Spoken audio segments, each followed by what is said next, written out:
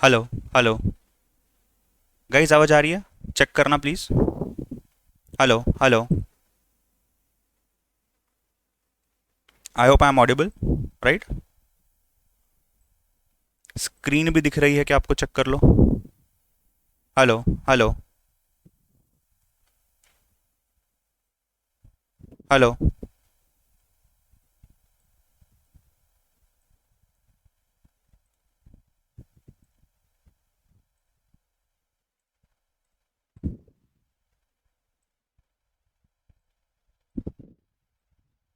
Hello. Hello. Hello. Hello. Yes guys, very good afternoon guys, I hope you are able to hear me. Yes. Start करें?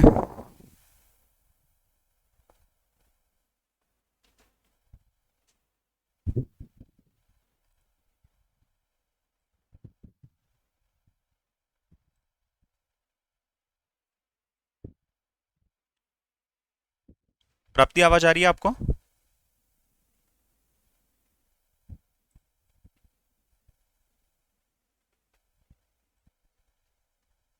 Okay.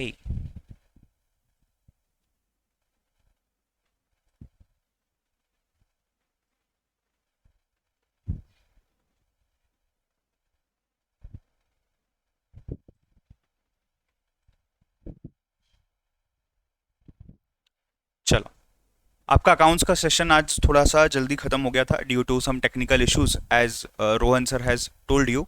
And वैसे usually आते नहीं है ऐसे issues, but कभी कभार हो जाता है due to lack of internet या इंटरनेट के बैंडविड्थ इश्यूज की वजह से। बारिश का मौसम भी चल रहा है, कभी सिस्टम का कोई टेक्निकल इशू आ जाता है। सो मोर और लेस ऐसे प्रॉब्लम्स आते नहीं है रोज, बट कभी कभार हो जाता है। जैसे कल मेरे केस में हुआ था, 10 मिनट के लिए बीच में अपने को कितना ट्रबल हुआ था इंटरनेट की वजह से मेरी एंड पे। सो कोई दिक्कत नहीं है, ऑनलाइन क्लासेस में थोड़ा बहुत ये चीज़ें होती रहती है, कभी हमारी तरफ से हमारी एंड पे, कभी आपकी एंड पे। So not a problem. Okay. चलो, I hope everyone is present. Right. कम लोग दिख रहे हैं आज, क्या हो गया?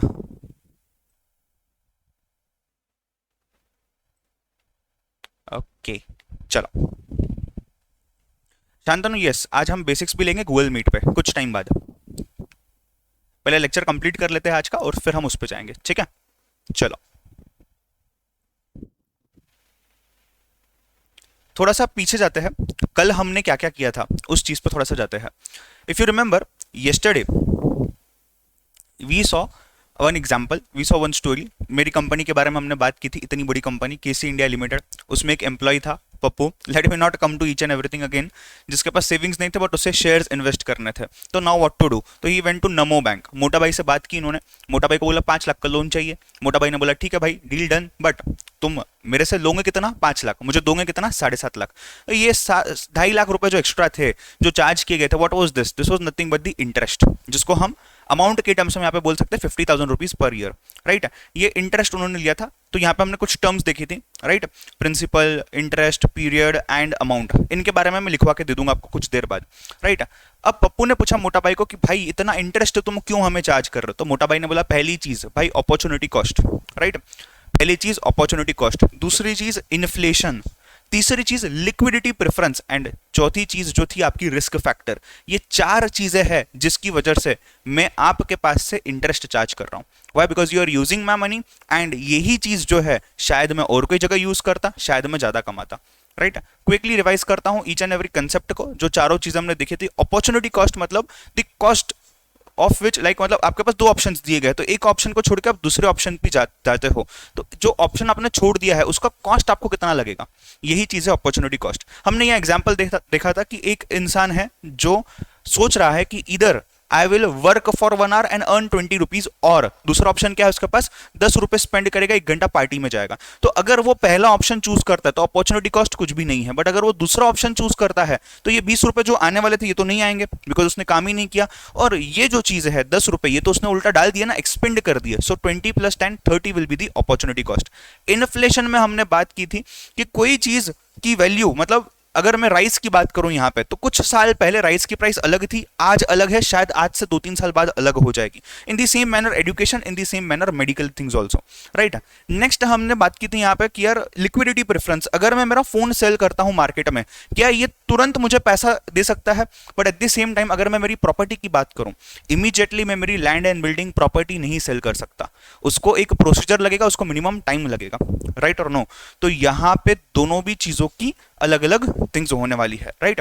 Next lastly we saw that अगर मैं लोन देता हूं किसी को, if I am lending money as a bank, as a financial provider whatsoever, तो जो इंसान को मैं लोन दे रहा हूं वो इंसान बैंकरप्ट हो सकता है, वो इंसान इंसॉल्वेंट हो सकता है, रिस्क तो यहां पे रहने ही वाला है।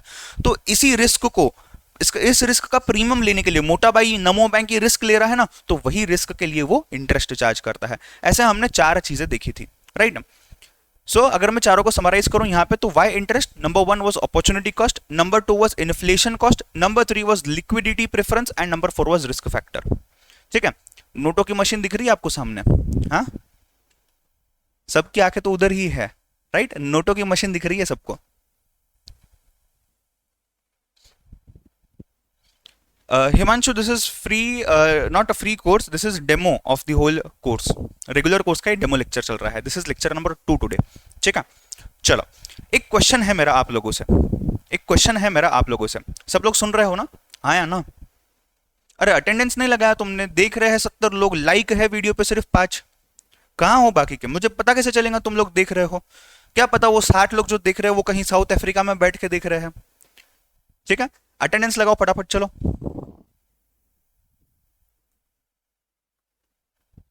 अटेंडेंस लगाओ फटाफट, चलो। सर अगर कोई पैसा देगा ही नहीं तो इंटरेस्ट लाने का क्या फायदा? नहीं, सी ये रेयर केस होता है। अब मुझे एक बात बताओ, आप अगर, you can try this thing, आप सिर्फ कॉल करो बजाज फाइनेंस को। Bajaj finance is a non banking financial company. आप बजाज फाइनेंस को कॉल करो, उनको बोलना कि हमें एक फ्रिज लेना है लोन पे, या हमें एक टीवी लेनी है लोन पे, तो उसका प्रोसीजर क्या होगा? वो आपको पूछेंगे आप टीवी पसंद करो, फाइनल करो, अमाउंट क्या है। चलो मैंने बोल दिया उसको, सपोज 1 लाख की टीवी है फॉर एग्जाम्पल, 1 लाख की टीवी है, उसको मैंने अमाउंट बता दिया। वो बोलेगा ठीक है, मैं इसके ऊपर कैलकुलेशंस करके आपको सभी चीजें डिटेल में बताता हूं कि आपने कितना पैसा भरना है, कब तक भरना है, कितना लोन रहेगा, इंटरेस्ट रेट क्या रहने वाला है, और आपने अगर कोई सिक्योरिटी रखनी है, प्रोसीजर है, ये भी बता दूंगा, right.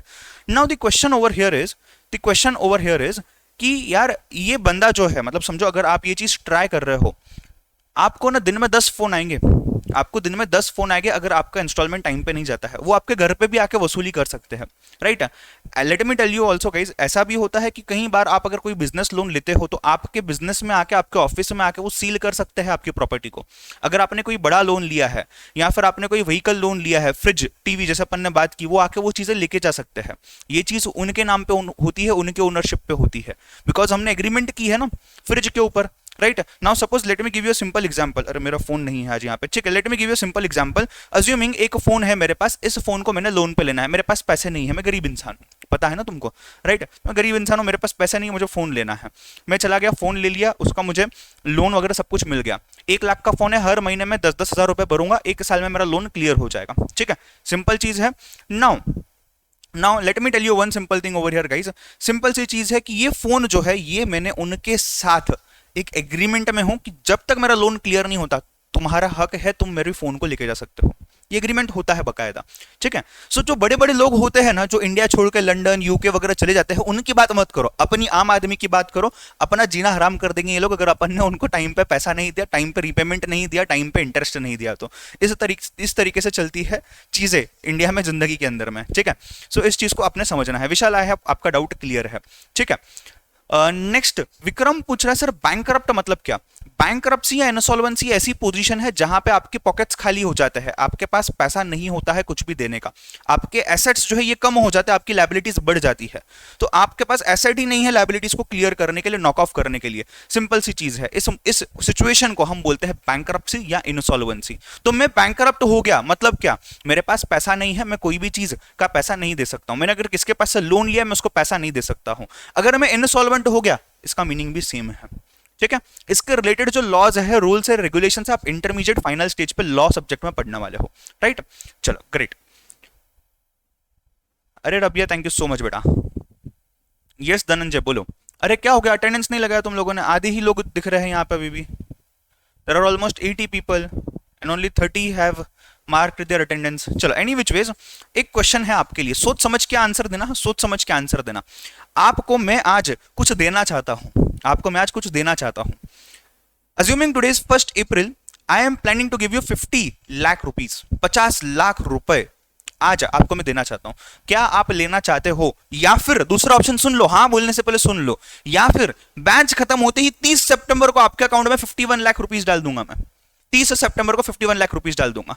What would you prefer? What would you prefer? बोलो, व्हाट वुड यू प्रेफर? आज मैं आपको 50 लाख देने को तैयार हूं, या फिर बैच खत्म होने बाद आपको 51 लाख रुपए देने को मैं तैयार हूं। क्या प्रेफर करोगे आप और क्यों? दोनों भी चीजें, क्या प्रेफर करोगे और क्यों प्रेफर करोगे? Please comment in the chat box, go for it fast. दोनों प्रेफर करेंगे? अरे नालायकों, मैं दोनों की बात नहीं कर रहा हूं, एक चीज चूज करनी है, एक चीज चूज करनी है। अभी 50 लाख चाहिए या 30 सितंबर को 51 लाख दे दूं? काफी लोग बोल रहे सर आज 50 लाख चाहिए। यश बोल रहा है नहीं सर 51 को चलेगा। कार्तिकेश बोल रहा है 30 सितंबर को चलेगा। ओके 51 लाख भी कुछ लोग बोल रहे हैं, कुछ लोग बोल रहे हैं आज हमें 50 लाख दे दो। क्यों भरोसा नहीं है तुमको मुझ पे? मैं तुमको दूंगा ना 51 लाख 30 सितंबर को। आज क्यों? अरे 1 लाख का नुकसान क्यों करना है? 1 लाख का नुकसान क्यों करना है? 30 सितंबर को दे दूंगा ना मैं तुम लोगों को 51 लाख रुपीस। क्यों 1 लाख का नुकसान कर रहे हो? शांतनु बोल रहा है 50 लाख इसलिए क्योंकि सितंबर तक उस 50 की वैल्यू शायद 60 लाख हो सकती है। लोकेश बोल रहे सर आज मिलते तो अच्छा होता। सर भरोसा नहीं आप पे, आप बाद में भाग गए तो। I will prefer with agreement with you at 51 lakhs. Ranju Sharma okay okay, हम मैच पे लगाएंगे। रे बेशरम लोग, इलीगल चीजें है वो, इन धंधों में मत पड़ो। सीए कर लो ना, तुम करोड़पति बन जाओगे यार कभी ना कभी।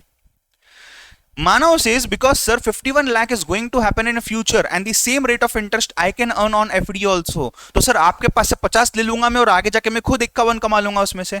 Okay okay. खुशल सेज आज लेंगे हम और उसका इंटरेस्ट 30 सितंबर तक ज्यादा होगा, जितना आप दे रहे हो उससे ज्यादा होने वाला है, ऐसा बोल रहा है एक स्टूडेंट। दूसरा स्टूडेंट बोल रहा है सर आज लेंगे हम, उसके ऊपर इंटरेस्ट मिल सकता है ना हमको। अरे तो मैं भी तो इंटरेस्ट दे रहा हूं ना, 50 का 51 करके दूंगा ना, 51 करके दूंगा आप लोगों को। आज की वैल्यू ज्यादा है, विशाल बोल रहा है। ओके ये देखो नालायकों, हम पोकर खेलेंगे। अरे जिंदगी के अंदर में क्लास अटेंड करो सीरियसली, पोकर खेलेंगे, ऐसे सपने मत दिखा करो। आ जाएंगे पकड़ के लेके जाएंगे तुमको लोग। 50 लाख इन्वेस्ट करेंगे, धनंजय बोल रहा है। अरे तो मैं भी इन्वेस्ट करूंगा ना, मैं इन्वेस्ट करूंगा ऐसे गिन के प्रॉपर कड़क कड़क ताजा गरम गरम नोट्स निकाल के तुमको 51 लाख रुपीस दूंगा मैं 30 सितंबर को। आप जैसे बोलो सर, अब मैं तो बोलता हूं कि मेरे को 50 लाख दे दो आज। हाँ सर 4 मंथ्स में 1 लाख रुपए कैसे जनरेट हो सकते हैं? अरे देखो सिंपल सी चीज है, मैं क्या करूंगा, मैं ये पैसा आपको ना देते हुए मैं अपनी बैंक में जाऊंगा, वहां पे फिक्स डिपॉजिट करके रख दूंगा, यहाँ शेयर मार्केट में डाल दूंगा, तो मुझे 51 लाख मिल जाएंगे, मैं 51 लाख आपको दे दूंगा। अब आपके पास उतना नॉलेज नहीं है ना कि कौन से शेयर में डालना, क्या करना, शायद आप 50 का 25 कर दो तो मैं आपको गारंटीड 50 का 51 करके दे दूंगा। मीत शाह बोल रहा है सर काल करे सो आज कर, आज करे सो अब। यही चीज ना तुम पढ़ाई में डालो। सर आज होमवर्क नहीं हुआ तो एक दिन पहले उसका होमवर्क कर लो ना। हाँ सर हम कहीं और इन्वेस्ट करेंगे। Okay okay. अरे साक्षी प्रॉफिट मेरा कहां होगा? 50 लाख इन्वेस्ट की 51 है, एज इट इज तुमको दूंगा मैं, एज इट इज। अच्छा एक काम करो, 30 सितंबर क्यों, 31 दिसंबर को 52 लाख ले लेना मेरे पास से। 31 सितंबर को 52 लाख, 31 दिसंबर को 52 लाख लेना मेरे पास से। क्या बोलते हो? सर ये तो हम भी कर सकते हैं ना, 50 की एफडी कर ले। अरे बट आप जिस बैंक में डालोगे शायद वो बैंक आपको सिक्योरिटी ना दे, गारंटी ना दे। मेरा कांटेक्ट है बैंक के साथ, 100% गारंटीड अमाउंट मिलेगा अपने को। क्या बोलते हो? Kartik Modi says due to the 4 factors that you have taught, that is opportunity cost, inflation, उसके बाद क्या देखा अपन ने, liquidity preference and risk factor. इन 4 ही रीजंस की वजह से मैं आज प्रेफर करूंगा 50 लाख लेना।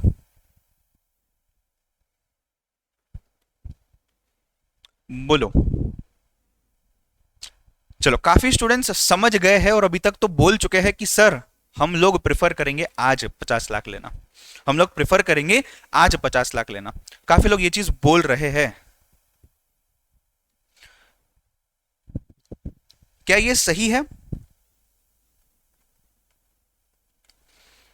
क्या ये सही डिसीजन होगा?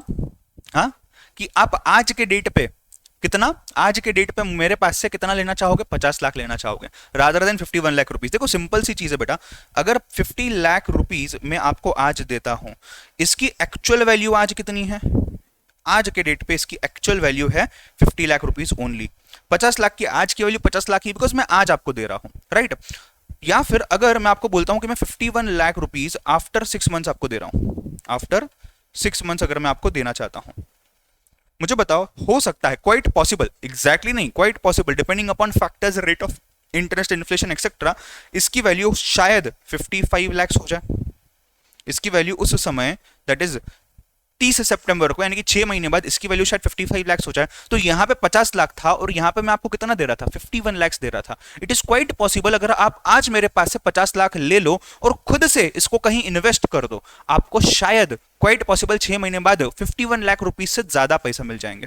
तो मैं क्या करूंगा, अगर आप सेकंड ऑप्शन चूज कर रहे हो तो इसमें मेरा फायदा है, आपका फायदा नहीं है, राइट। आप तो बोलोगे देखो एक जमाने में ना, हम जब छोटे थे हमको ऐसा लगता था कि नहीं 51 lakh is more than 50 lakh, but ये देखो आपको कब मिल रहा है, यही तो खेल है टाइम वैल्यू ऑफ मनी का। ये देखो कि वो कब मिल रहा है आपको, 50 लाख आज मिल रहे हैं, 51 लाख 6 महीने के बाद मिल रहे हैं आपको, दोनों चीजों में फर्क है।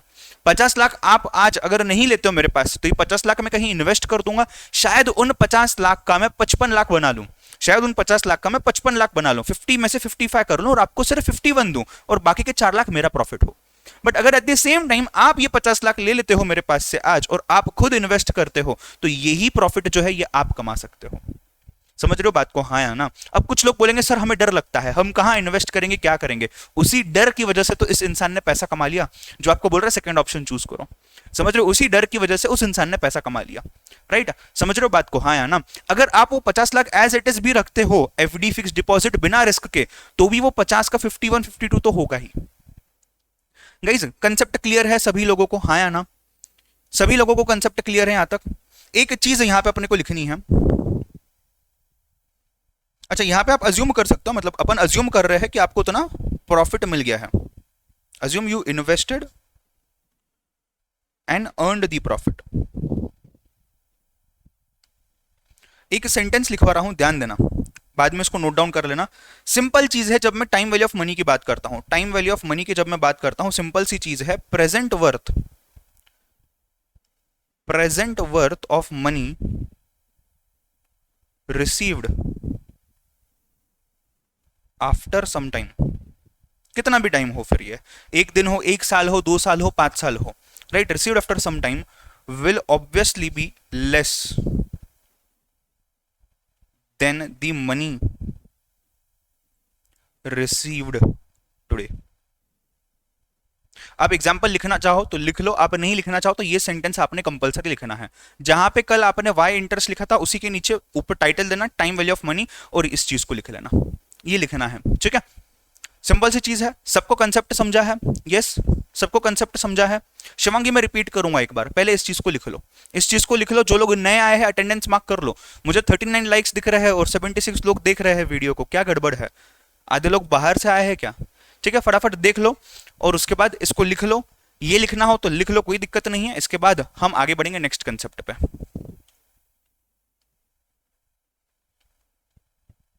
समीर वो प्रोसेस हो जाएगा, जितना भी लेक्चर हुआ था ना आज का प्रोसेस हो जाएगा, रोहन सर का आपको थोड़ी देर में मिल जाएगा, आपको टेंशन लेने की जरूरत नहीं है।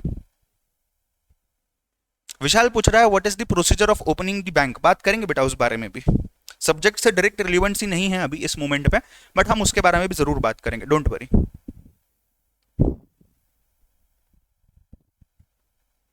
बीसीके में आपको डिटेल में कवर करवाया जाएगा वो point, at the same time मैं यहां भी कवर कराऊंगा मैथ्स में, do not worry, but not right now. अभी हम हमारे सब्जेक्ट पे ध्यान देते हैं, ठीक है विशाल।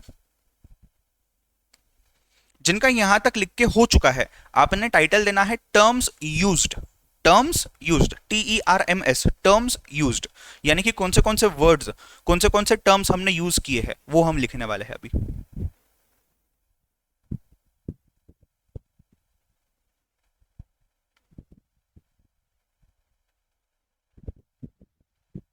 डन हो गया तो कमेंट बॉक्स में डाल दो सर डन डन डन, तो आगे बढ़ने में हेल्प होगी मुझे, अदरवाइज मुझे लगेगा कि आप लिख ही रहे हो। सर गूगल मीट पे जो लेक्चर होगा आज बेसिक वाला वो यूट्यूब पे भी अपलोड होगा क्या?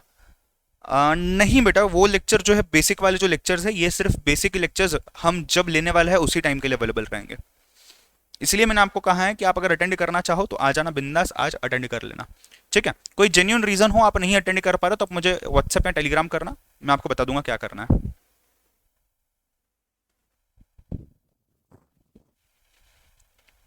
लेक्चर चलते चलते अगर कोई भी दिक्कत आती है, इंटरनेट का प्रॉब्लम होता है या कुछ, मेरे लेक्चर में कोई भी टीचर के लेक्चर में वेट क्या करो, वहां पे ही टीचर आपको अपडेट कर देंगे, राइट।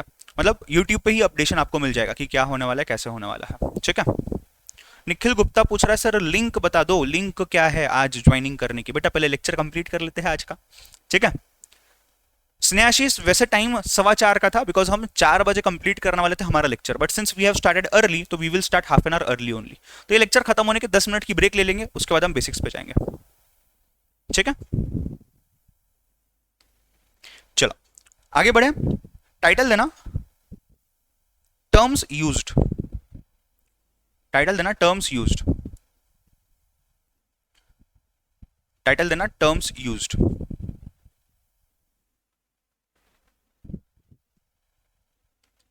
टाइटल देना टर्म्स यूज्ड।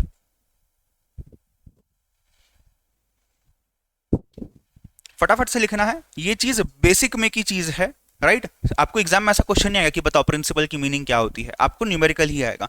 मैं बेसिक में ही हूं अभी तक, आपको मैं बेसिक कंसेप्ट ही समझा रहा हूं इंटरेस्ट का, ये वाले ट्रांजेक्शन्स का, ताकि हमको जब हम कंपाउंड इंटरेस्ट पढ़े, आगे की चीजें पढ़े, वहां पे कोई दिक्कत ना आए हमको, ठीक है। So this is part of our compulsory basics only, but आपने लिखना है। टाइटल देना टर्म्स यूज्ड, उसमें नंबर 1 प्रिंसिपल, हमने बात की है इन टर्म्स की, right. Principal is nothing but your initial value. Sir ये लिखना जरूरी है क्या? यस बेटा, जरूरी इसलिए है बिकॉज जब आप क्वेश्चन पढ़ोगे, शायद आपको प्रिंसिपल की जगह इनिशियल वैल्यू वर्ड दिया हो, शायद आपको प्रिंसिपल की जगह बोरोड अमाउंट दिया हो, तो वो अमाउंट एग्जैक्टली क्या करके हमें कंसिडर करना है ये भी तो हमें समझना चाहिए ना, इसीलिए ये देखना जरूरी है, ठीक है। फटाफट लिखना है, इसको हम कैपिटल पी करके भी बोलते हैं और ये हमेशा होता है इन रुपीज, ये होता है इन रुपीज। नंबर 2 मेरे साथ लिख सकते हो आप, वेट मत करो, मेरे साथ लिख सकते हो, कोई दिक्कत नहीं है। Number 2 interest. इंटरेस्ट क्या है आपका? Interest is nothing but price paid to use lender's money. Writing समझ लिया ना मेरी? यस, अच्छी ना राइटिंग, समझ रही है ना सबको, कोई दिक्कत नहीं है ना? हाँ चलो, या फिर इसी चीज को, अच्छा ये चीज को कैसे अपन, रुपीज में ही आता है ये भी, हाँ या ना, राइट, रुपीज में ही आता है। इसको हम आई, कैपिटल आई से भी डिनोट करते हैं, इसको हम कैपिटल आई से भी डिनोट करते हैं। नंबर 3 इंटरेस्ट देख लिया, बात करते हैं रेट ऑफ इंटरेस्ट की। Small r expressed in terms of percentage, ये होता है यूजुअली ईयरली बेसिस पे। मतलब अगर आपको एग्जाम में कुछ भी नहीं दिया है क्वेश्चन में, तो आपने अज्यूम करना है, आपने अज्यूम करना है कि rate of interest is per year, समझ रहे हो? तो ये हमेशा होता है इन परसेंटेज पर पीरियड, और ये पीरियड जो है ये यूजुअली, अगर आपको क्वेश्चन में दिया नहीं है कि पर क्वार्टर, पर 10 years, per month, per day, ऐसा नहीं दिया है, तो ये आपने अज्यूम करना है ये आपको पर ईयर दिया गया है। यहाँ आपको पर एनम, एनम मतलब क्या? एनम मतलब ईयर, या फिर P.A मतलब पर एनम। फटाफट से जिनका बाकी है लिख लो।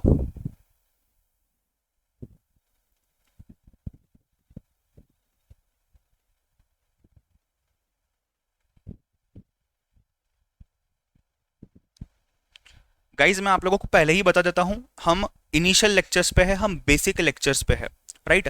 मेरी स्पीड ज्यादा से ज्यादा स्लो ही होने वाली है, कम से कम पहले 10 से 12 लेक्चर्स के लिए। स्पीड बहुत स्लो रखने वाला हूं मैं, बिकॉज मुझे एक एवरेज स्टूडेंट के हिसाब से पढ़ाना है। अगर मैं फास्ट जाऊंगा तो स्लो वालों को नहीं समझने आएगा, अगर मैं स्लो जाऊंगा तो फास्ट वालों को तो समझने आने ही वाला है।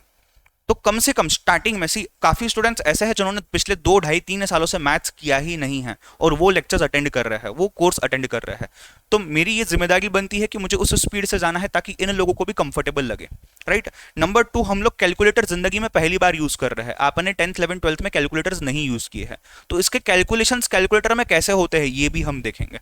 तो जब मैं आपको कोई क्वेश्चन का आंसर सॉल्व करवाऊंगा, यहाँ पे जब मैं सोल्यूशन समझाऊंगा, हम यहाँ पे कुछ देखने वाले हैं, तो इस चीज में एक चीज को ध्यान देना बेटा, मैं स्लो जाऊंगा, मैं फॉर्मूला के हिसाब से जाऊंगा, शॉर्टकट्स पे नहीं जाऊंगा मैं, कम से कम अगले 2-3 दिन तक। एक बार प्रोसेस समझा दिया आपको, n इंटू आर है, उसमें से r निकालना है, कैसे कैलकुलेट करें सर? अच्छा n लेफ्ट हैंड साइड पे है इक्वेशन के, राइट हैंड साइड पे लेके जाना है, कैसे लेके जाए? ये भी दिक्कतें स्टूडेंट को आती है। स्टूडेंट पूछेगा नहीं शायद, अभी आप सोच रहे होगे मन में कि सर ने हमारी मन की बात छीन ली। ये होता है लिटरली, आई टेल यू, ये लिटरली होता है। बाद में स्टूडेंट 10 दिन बाद, 15 दिन बाद आके ये क्वेरीज पूछता है। तो मैं अभी से ही आपको यहाँ पे सिंपली ये सब चीजें सिखाऊंगा। तो इसको आप ऐसा मत समझो कि हमने सिलेबस स्टार्ट कर दिया है। मैं जो भी सिखा रहा हूं ये हमारा बेसिक्स, कंपलसरी बेसिक्स का पार्ट है। एट द सेम टाइम हमारा सिलेबस थोड़ा सा आगे बढ़ते जाएगा, इसीलिए मैंने इस चैप्टर को चूज किया है, ताकि सब चीज आपको प्रॉपर्ली समझ में आ जाए। एक बार हमने स्पीड पकड़ ली, उसके बाद तो फिर फटाफट फटाफट फटाफट, मतलब क्वेश्चन समझाऊंगा, हवे में आपको समझा दूंगा कि हाँ ये ऐसा ऐसा करना है, फिर लिखवा के दे दूंगा और शॉर्टकट भी देखेंगे। और काफी क्वेश्चन हम शॉर्टकट से ही सॉल्व करेंगे आगे जाके, बिकॉज एग्जाम में हमें टाइम की कमी है। तो दोनों तरीकों से चीजें होगी। बस स्टार्टिंग के कुछ दिन जो स्टूडेंट्स बहुत अति होशियार है, अबव एवरेज है, राइट, तो आपने थोड़ा सा कंट्रोल करना है। आपको स्पीड शायद स्लो लग सकती है, बट इसका मतलब ये नहीं है यही स्पीड से पूरा कोर्स होगा। धीरे धीरे एक बार कंफर्टेबल आ गए ना सब लोग, स्पीड बढ़ जाएगी बेटा, बिल्कुल। ये हर क्लास के साथ हर टीचर में होता है, खास करके प्रैक्टिकल सब्जेक्ट्स में, जैसा मैथमेटिक्स है, ठीक है। शरायु, आप आपके यहाँ पे इंक्रीज कर सकते हो क्वालिटी, नीचे सेटिंग का बटन है, वहां पे 1080 तक आप सिलेक्ट कर सकते हो, अगर आपके यहाँ पे इंटरनेट कनेक्शन अच्छा है तो कोई दिक्कत नहीं है, ठीक है। रंजू शर्मा, क्या हो गया, आप तो इमोशनल हो गए यार, ठीक है, थैंक यू सो मच बेटा। Sir will you please read rate of interest? Rate of interest small r in percentage में बताया जाता है, period, per year, per annum या P A, P dot A dot मतलब क्या, पर एनम का shortcut हो गया ये, ठीक है। चलो, क्या बात है जिनसानी जी, सर मैंने आपसे बीसीके, बीसीआर और मैथ्स पढ़ा ये था यूट्यूब से लास्ट टाइम, और मैं नवंबर में पास हो गया। क्या बात है बेटा, thank you so much and congratulations to you. आगे अच्छे से करना, इंटरमीडिएट फाइनल कुछ लगा तो बता देना, बिल्कुल, ठीक है। कंसेप्ट क्लियर बेटा, यहां तक। नंबर 4 लिखना, अमाउंट, नंबर 4 अमाउंट।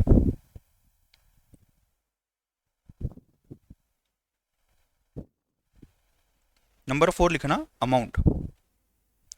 ये अमाउंट को हम कैपिटल आर भी बोलते हैं, इसी को हम एक्यूमुलेटेड बैलेंस भी बोलते हैं। एक्यूमुलेटेड मतलब क्या, जिन लोगों को इंग्लिश आती है, एक्यूमुलेटेड मतलब क्या बताओ? एक्यूमुलेटेड इंटरेस्ट मतलब संभाला हुआ, यानी कि प्रिंसिपल अमाउंट भी डाल दिया, इंटरेस्ट भी डाल दिया, दोनों को ऐड कर लिया, एक्यूमुलेट कर लिया, साथ में ला लिया। समझ रहे हो बात को, हाँ या ना, राइट। तो वो वाला बैलेंस, यहाँ सिर्फ बैलेंस भी बोला जाता है इसको। एट द सेम टाइम हम रीपेमेंट कर रहे हैं ना बैंक को, तो इसको रीपेमेंट अमाउंट भी बोलते हैं कई बार। इसको फाइनल वैल्यू भी बोलते हैं, लास्ट वैल्यू, फाइनल वैल्यू भी बोलते हैं। ये सिंपली क्या होता है बेटा आपका, ये सिंपली होता है प्रिंसिपल प्लस इंटरेस्ट। एक स्टूडेंट का पूछना है कि सर ये जो है आर आपने लिखा है, क्या इसको मैं आई भी लिख सकता हूं? जी बेटा, आप आई भी लिख सकते हो। इनफैक्ट आपका इंस्टीट्यूट का मॉड्यूल कई जगह पे आई ही देता है। सो सी बेटा, एक चीज बताता हूं आप लोगों को, ध्यान देना, सभी लोग, धनंजय भी, बाकी के स्टूडेंट्स भी, सभी लोग ध्यान देना। अलग अलग कंसेप्ट को, कंसेप्ट तो सेम होता है, उसको रिप्रेजेंट करना, उसको लिखना, लाइक प्रिंसिपल को कोई पी लिखेगा, कोई ए भी लिख सकता है, कोई अमाउंट को और कुछ लिख देगा, एफ लिख देगा। ये चीजें अलग अलग वेरी हो सकती है, author to author, teacher to teacher, books to books, course to course. शायद इंजीनियरिंग में इसी चीज को अलग वे से डिनोट किया जाएगा, आपको टेंशन लेने की जरूरत नहीं है, ठीक है। तो सर हमने क्या फॉलो करना, जो हम क्लास में कर रहे हैं उतना फॉलो करो। मैं इन सभी चीजों को कंसिडर करके आपके सामने जो मोस्ट फिजिबल है और जो मोस्ट कॉमन चीज है वो लेके आता हूं मैं, ठीक है। सर मेथड, अगर हम कोई क्वेश्चन सॉल्व करते हैं तो इसके 10-15 मेथड, 20 मेथड, 100 मेथड हो सकते हैं। तो जो कम से कम टाइम में प्रॉपर ऑथेंटिकेटेड मेथड हो, कई बार क्या होता है शॉर्टकट तो अवेलेबल होता है, बट हर टाइप का क्वेश्चन उस शॉर्टकट से सॉल्व नहीं होता, तो वहां पे मैं थोड़ा सा लंबा वे लेके जाता हूं कभी कभी, ताकि आपके आंसर में दिक्कत ना जाए। तो ये सब चीजें मैनेज करके आपको दी जाएगी, यहाँ पे आपको बिंदास फॉलो करना है, कोई दिक्कत नहीं है। आपको उसके अलावा कोई आदत हो ऑलरेडी कि सर मैं 10th 12th में इस तरीके से सॉल्व करता था, बिंदास करो, कोई दिक्कत नहीं है। Until and unless your way is correct, method is correct and answer is correct, कोई प्रॉब्लम नहीं बेटा, ठीक है।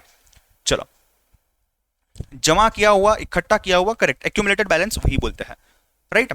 नेक्स्ट, ये चीज क्लियर है। अमाउंट कैसे आता है, अमाउंट आता है इन terms of rupees again. Number 5 लिखना, नंबर 5 टाइम पीरियड, या फिर इसको टेन्योर भी बोलते हैं, कोई लोग इसको टेनोर भी बोलते हैं। अब देखो यहां पे ना वापस इसको मैं अज्यूम करूंगा एन, स्मॉल एन, बट कुछ लोग इसी चीज को अज्यूम करते हैं small T, which is fine, T stands for time, and stands for number of years या नंबर ऑफ पीरियड्स। तो आप एन अज्यूम करोगे चलेगा, आप टी अज्यूम करोगे कोई दिक्कत नहीं है, जैसे आपको ठीक लगे आप अज्यूम करो, कोई भी प्रॉब्लम नहीं है, ठीक है। मैं जो भी फॉलो करने वाला हूं पूरे चैप्टर में मैं एन फॉलो करने वाला हूं, ठीक है। Adagala Naresh is asking sir is this the first chapter? Yes बेटा this is the first chapter. हमने कल से ही हमारा फर्स्ट चैप्टर स्टार्ट किया था, हालांकि फर्स्ट चैप्टर में ही मिक्स करके हम बेसिक्स देख रहे हैं, राइट। बेसिक कैलकुलेशंस, कैलकुलेटर कैसे यूज करना है, क्या चीजें होती है, ये सब हम इसी चैप्टर में देख लेने वाले हैं, ठीक है। ये क्या होगा, गलती से भी नंबर ऑफ ईयर्स मत लिखना, ये नंबर ऑफ पीरियड्स होता है और नंबर ऑफ ईयर्स होता है, मतलब depending upon a case to case. जिनका ये बाकी है फटाफट छाप लो, गो फॉर इट फास्ट।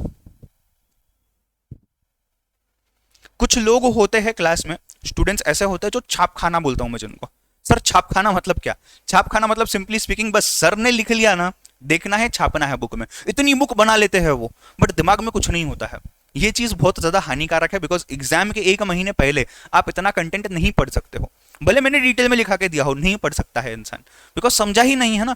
तो क्लास में समझने पे ज्यादा ध्यान दो, लिखने में सेकेंड ध्यान लिखने में देना है। और मैं आपको टाइम दे रहा हूं उतना लिखने के लिए, आपने शायद ये रियलाइज कर लिया होगा, तो आपको टेंशन लेने की जरूरत नहीं है, बट ध्यान दो क्लास में पहले, ठीक है। सबका हो गया तो मुझे कमेंट बॉक्स में डाल देना डन। अरे नहीं गोपाल चालू है ना लेक्चर, आपके यहाँ इंटरनेट इशू हुआ होगा शायद कुछ।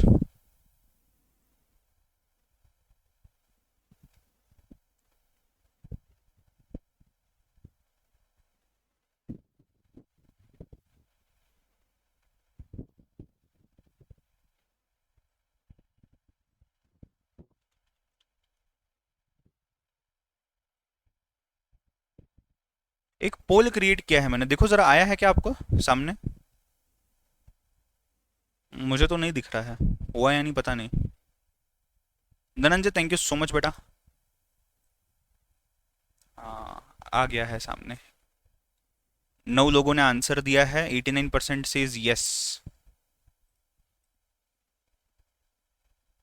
ये अच्छी चीज़ है यार, मस्त। यूट्यूब पे पोल डाल दो, मस्त आंसर आ जाएंगे, यस और नो या ऐसे टाइप के आंसर्स में। मतलब मैं क्वेश्चन दूंगा आपको तो मैं क्वेश्चन वहां पे डाल सकता हूँ कि अरे ये पॉइंट है, ये पॉइंट है, ये पॉइंट है।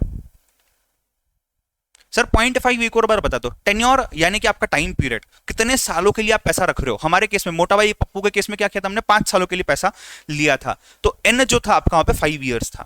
समझ रहे हो बात को? हाँ या ना? ठीक है चलो ग्रेट। एंड पोल कर दिया है मैंने। अब ने काम करते, एक कंसेप्ट और हमारा समझना बाकी है, उसके बाद हम प्रैक्टिकल क्वेश्चंस पे आएंगे, ठीक है। एक कंसेप्ट और हमारा समझना बाकी है। सर ये जो है टाइम वैल्यू ऑफ मनी जो आप समझा रहे हो, सर थोड़ा थोड़ा समझा, बट सर ये कहाँ यूज होता है? आपने एक एग्जांपल तो दे दिया पप्पू का और मोटा भाई का, नमो बैंक का, जब हम लोन लेने जाते हैं, बट सर इसके अलावा भी तो चीजें होती होंगी ना। तो जो टाइम वैल्यू ऑफ मनी है इसके कुछ एप्लीकेशंस होते हैं। आओ एक एक करके एप्लीकेशन मतलब कहाँ यूज होता है ये कंसेप्ट, कहाँ यूज होते हैं ये वाले कैलकुलेशंस, कहाँ यूज होते हैं। नंबर 1 पहली चीज, स्टॉक और बॉन्ड के कैलकुलेशंस में। सर ये क्या चीज हुई? स्टॉक, हाँ स्टॉक मतलब आपका शेयर। शेयर जब हम बोलते हैं, शेयर मार्केट में आप कोई कंपनी में जाते हो और इन्वेस्ट करते हो, आपने केसी इंडिया लिमिटेड के शेयर्स परचेस किए, ये शेयर्स की वैल्यू क्या है, मुझे क्या लग रही है ऐसा कंपनी जो मैं बता रहा हूं आपको, और आप खुद से भी कैलकुलेट कर सकते हो। कैसे? Time value of money use करके। तो अगर शेयर की वैल्यू आज 1 है, कल 1 थी, परसों 1 होगी, ये पूरे कैलकुलेशंस को कंपैरिजन करना और बनाना, यही है टाइम वैल्यू ऑफ मनी का काम। सो स्टॉक के कैलकुलेशंस करना, स्टॉक यानी कि शेयर आपका, या फिर बॉन्ड। सर बॉन्ड क्या होता है? बॉन्ड भी एक इंस्ट्रूमेंट होता है शेयर जैसे ही, जो प्राइवेट कंपनीज भी इशू करती है और गवर्नमेंट भी इशू कर सकता है from time to collect money from people and then pay them back after the work is done. तो बॉन्ड के वैल्यूएशंस भी कैसे होते हैं वो भी यहां पे किया जाता है पूरी तरीके से। नंबर टू अगर मैं बात करूं simply speaking loan related calculations, जो हमने एग्जांपल देख लिया है ऑलरेडी, राइट। अगर मुझे लोन किसे देना है, if I am the lender और if I am the borrower, अगर मुझे लोन लेना है किसी से, दोनों के केसेस में किसको कितना क्या फायदा हो रहा है, इंटरेस्ट वगैरह एक्सेट्रा, ये सभी calculations time value of money के कंसेप्ट से किए जा सकते हैं, राइट। मैं जस्ट समझा रहा हूं आपको कि यार सिर्फ सीए फाउंडेशन में सिलेबस का टॉपिक है इसलिए पढ़ना है, नहीं, हमारी स्किल डेवलप हो। और ये टाइम वैल्यू ऑफ मनी जो कंसेप्ट है, ये पूरे मैथ्स में ऐसा इकलौता एक चैप्टर है जिसका वेटेज 15 मार्क से भी ऊपर है। एट द सेम टाइम यही कंसेप्ट आपको पूरे इंटरमीडिएट में और पूरे फाइनल में काम आने वाला है। काफी चैप्टर्स ऐसे होते हैं जो डायरेक्टली काम नहीं आते हैं इंटरमीडिएट में, फाइनल में। फाउंडेशन हो गया कि उनका यूज कंप्लीट हो जाता है, वो आगे नहीं बढ़ते हैं। But time value of money ऐसा चैप्टर है जिसका वेटेज भी फाउंडेशन में ज्यादा है, प्रैक्टिकल रिलेवेंस भी है, एग्जाम पॉइंट ऑफ व्यू से भी रिलेवेंस है, और इंटर और फाइनल यानी कि सीए कोर्स में भी बहुत ज्यादा रिलेवेंट है। कौन सा? Time value of money chapter. इसके लिए आपने, मैं इसके लिए पहला ही चैप्टर ये उठाया हूं ताकि आपको अच्छे से डिटेल में सब समझने आ जाए, ठीक है। लोन रिलेटेड कैलकुलेशन हो सकता है। कैन आई से क्या हो रहा है, सामने कोई चेक हम डिपॉजिट कर रहे हैं, तो अमाउंट अगर मैं डिपॉजिट करता हूं, बैंक कैसे चलती है, हमने बैंक कैसे चलती है ये भी कल देखा था। कल के लेक्चर में हमने बैंक किस तरीके से काम करती है ये भी हमने देखा था। किस तरीके से मैं जा रहा हूं बैंक में पैसा डालने, मुझे मेरा पैसा बैंक में रखना है, बैंक मुझे इंटरेस्ट देगी, कहां से इनकम लाएगी बैंक? बैंक वही पैसा और किसी को, पप्पू को जाके लोन देगी, पप्पू उसके पास इंटरेस्ट पे करेगा, उस इंटरेस्ट में से थोड़ा पैसा खुद के पास रखेगी, थोड़ा पैसा मुझे दे देगी, राइट। तो डिपॉजिट करते समय भी ये कैलकुलेशंस काम में आते हैं, ठीक है। डिपॉजिट करते समय भी ये कैलकुलेशंस काम में आते हैं। एक और कंसेप्ट है जिसका नाम है कैपिटल बजटिंग। कैपिटल बजटिंग ये चैप्टर आपको डिटेल में कवर करवाया जाएगा इंटरमीडिएट लेवल पे भी। But let me tell you guys, let me tell you capital budgeting होता क्या है। Yes, anyone in the live students जो अटेंड कर रहे हैं, what do you mean by capital budgeting? Anyone from the live students? Capital budgeting की meaning क्या होती है, किसको पता है? इमेज भी दिया है मैंने यहाँ पे, आपको शायद समझने आ जाएगा। बोलो।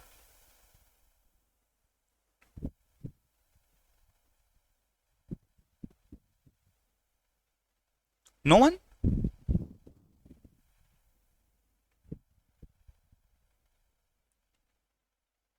Sonia says no idea. Okay. What about others? Capital create करना, ओके। फाइनेंशियल कैपिटल में वर्किंग और फिक्स्ड का प्रपोर्शन निकालना, ठीक है, ठीक है। और लोग, और कोई नहीं पता है? कंट्री का budget, okay. Comparing between loans and debentures, balancing income and expenditure, okay. Long term investment, collection of capital, जमा पूंजी का चर्चा, ओके। नहीं नहीं, सुनो, ध्यान दो, शायद आप में से किसी को भी पता नहीं है। कैपिटल बजटिंग की मीनिंग समझाता हूं। फॉर एग्जाम्पल, मुझे, मेरी फैक्ट्री है, मेरी फैक्ट्री है, कुछ मैन्युफैक्चर होता है वहां पे, मुझे मेरी फैक्ट्री में एक मशीन परचेस करनी है, मुझे मेरी फैक्ट्री में एक मशीन परचेस करनी है। अब मेरे मशीन जो मुझे परचेस करनी है ये मुझे 2 साल तक ही काम देगी। 2 साल बाद मुझे शायद ये कंपनी को बंद करना है, फैक्ट्री को बंद करना है। अब मेरे पास 2 ऑप्शंस है, या तो मैं इस जो मशीन है इस मशीन को मैं परचेस कर लूं, खुद पैसा देके, एज अ ओनर पैसा देके ओनर बन जाऊं मैं इस मशीन का, या फिर मेरे पास दूसरा ऑप्शन है कि एक काम करते, 2 साल के लिए चाहिए ना, रेंट पे ले लेते हैं, रेंट पे मशीन को ले लेते हैं। Now how will you find out कि आपको ऑप्शन नंबर 1 मशीन को खरीद लेना या ऑप्शन नंबर 2 मशीन को रेंट पे लेना, दोनों में से किस में ज्यादा फायदा होता है? देखो, ऐसा नहीं कि मशीन परचेस कर ली, ऐसा नहीं है। अगर आपने मशीन परचेस किया है तो उसको मेंटेन भी करना पड़ेगा, उसका खर्चा भी जाएगा। तो आउटफ्लो क्या क्या जाता है? आउटफ्लो में आपका जो जाता है, पहला है आपका cost, actual outflow of the machine. Second चीज recurring cost, recurring expenditure, maintenance, repairs, बहुत सारी चीजें आती है। ऑप्शन नंबर 2 जो है रेंट पे, आपको क्या करना है, आपका आउटफ्लो क्या है, रेंट जाएगी, वही आउटफ्लो है। अब हम क्या करेंगे, मुझे बताओ, अगर आपने परचेस किया मशीन, तो आज आप 1 अप्रैल 2025 को मशीन परचेस कर रहे हो। नंबर टू, ऑप्शन नंबर 2 क्या है, आज 1 अप्रैल 2025 से लेके आप अगले 24 महीने तक, 24 मंथ्स तक you are paying the rent. So for each year the rent is paid, for each month the rent is paid.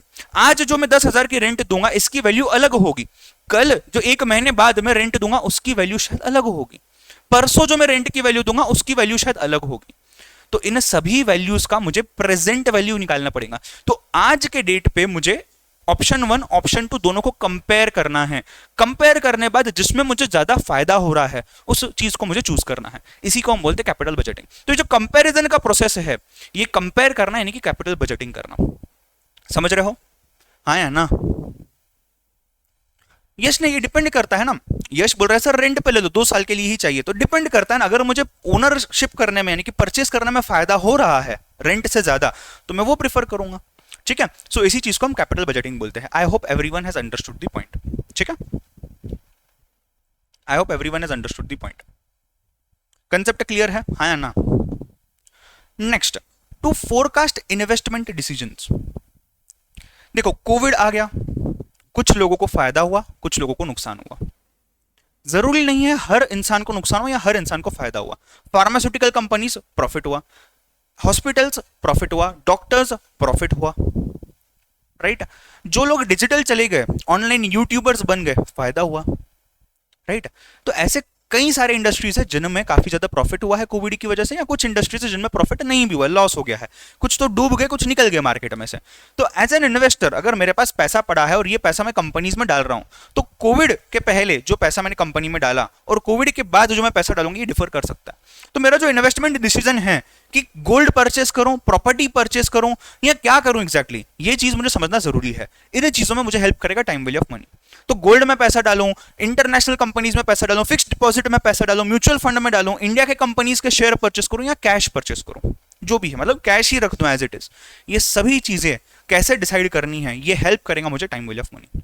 Dhananjay revise करूंगा मैं पूरा content, do not worry. I guess आप पिछला वाला पॉइंट पूछ रहे थे, ये वाला point, right. Capital budgeting simply means अगर मुझे कोई एसेट परचेस करना है तो उस एसेट के पूरे एनालिसिस मुझे करने हैं, कितने ऑप्शंस अवेलेबल है मुझे परचेस करने के लिए, सभी ऑप्शंस मुझे यू कैन से एनालाइज करने हैं, और उसके बाद मुझे एक लेवल पे आके पहुंचना है। तो बेसिकली आप बजट को एनालाइज कर रहे हो, समझ रहे हो बात को, हाँ या ना, राइट। चलो रिपीट कर लिया मैंने वो वाला पॉइंट। इसके अलावा there is something called as sinking fund. There is something called as sinking fund. अगर आप कोऑपरेटिव हाउसिंग सोसाइटी में रहते हो, अगर आप कोई कोऑपरेटिव हाउसिंग सोसाइटी में रहते हो, तो वहां पे आप मेंटेनेंस देते हो हर महीने का। अगर आप उसकी रेसिट चेक करोगे, अगर आप एक सोसाइटी में रहते हो तो वो रेसिट में ना मेंटेनेंस भी आएगा और सिंकिंग फंड भी आएगा। यानी कि क्या, हर मेंबर जो होता है सोसाइटी का, हर फ्लैट होल्डर, बंगलो ओनर, जो भी होता है, जितने भी ओनर्स होते हैं, जितने भी यूनिट्स होते हैं, ये सभी लोग क्या करते हैं, एक certain amount every month contribute करते हैं एक फंड में जो सोसाइटी ने क्रिएट किया होता है। इमरजेंसी में कभी बिल्डिंग खराब हो गई, कुछ हो गया, ये पैसा कैसे काम आएगा, वहां पे काम आएगा। एट द सेम टाइम समझो एज एन इंडिविजुअल, मुझे अगर ऐसा लग रहा है कि शायद मुझे 1 साल बाद कुछ पैसे की जरूरत पड़ सकती है, तो मैंने कुछ रिजर्व बनाना सोचा। ये रिजर्व क्या है, ये प्रोविजन क्या है, इसी को हम सिंकिंग फंड बोलते हैं। तो सिंकिंग फंड के कैलकुलेशंस भी हमारे सिलेबस में है, हम देखने वाले, उसके लिए भी टाइम वैल्यू ऑफ मनी काम में आता है। At the same time recovery related workings, यानी कि वसूली, वसूली करना। जो वसूली के कंपनीज, रिकवरी कंपनीज होती है बकायदा, रिकवरी करके देने वाले एजेंट्स होते हैं बकायदा। तो जो बैंक होती है, जो लोन देती है, अगर समझो हमने बैंक को लोन वापस नहीं किया, 2 महीने रुकेगी बैंक, 3 महीने रुकेंगी, 6 महीने रुकेंगी, हमको नोटिस भेज देंगी, सब करेंगी, फिर वसूली भाई को बुलाएंगे, वसूली भाई को बोलेंगे भाई इसने पैसा नहीं दिया, जाओ फटाफट इसको वसूल करके ला जाओ। वो जाएंगे वसूल करके लेके आ जाएंगे, वो अपना कमीशन ले लेंगे, बैंक को अपना पैसा मिल जाएगा। समझ रहे हो बात को, हाँ या ना। तो रिकवरी रिलेटेड वर्किंग्स में भी ये काम आता है, ठीक है। Sir applications of time value of money के ऊपर क्वेश्चन आ सकता है क्या, प्रैक्टिकल आएगा, थ्योरेटिकल आने के चांसेस बहुत कम है। हाउएवर आपको जब नोट्स मिल जाएंगे उसमें ये पूरी चीजें लिखी हुई है, अभी लिखने की जरूरत नहीं है, ठीक है। कंसेप्ट क्लियर, यहां तक कोई डाउट है, हाँ या ना, फटाफट बताओ कोई डाउट है तो।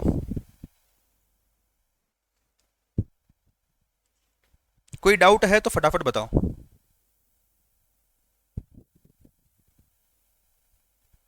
कोई डाउट है तो फटाफट बताओ।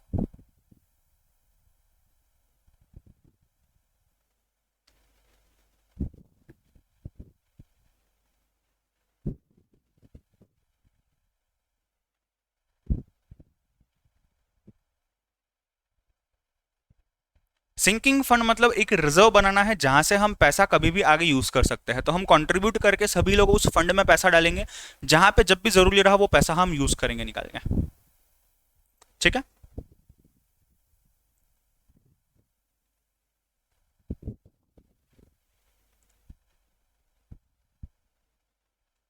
Is capital budgeting an application, ये कैपिटल बजटिंग करना मतलब उसमें ये चीज काम आती है, वो एप्लीकेशन ही हुआ ना, वो एप्लीकेशन ही हुआ। आई होप यहां तक चीज क्लियर है, ठीक है। चलो सर एक बार फिर से रिवाइज करवा दो पूरा शॉर्टली।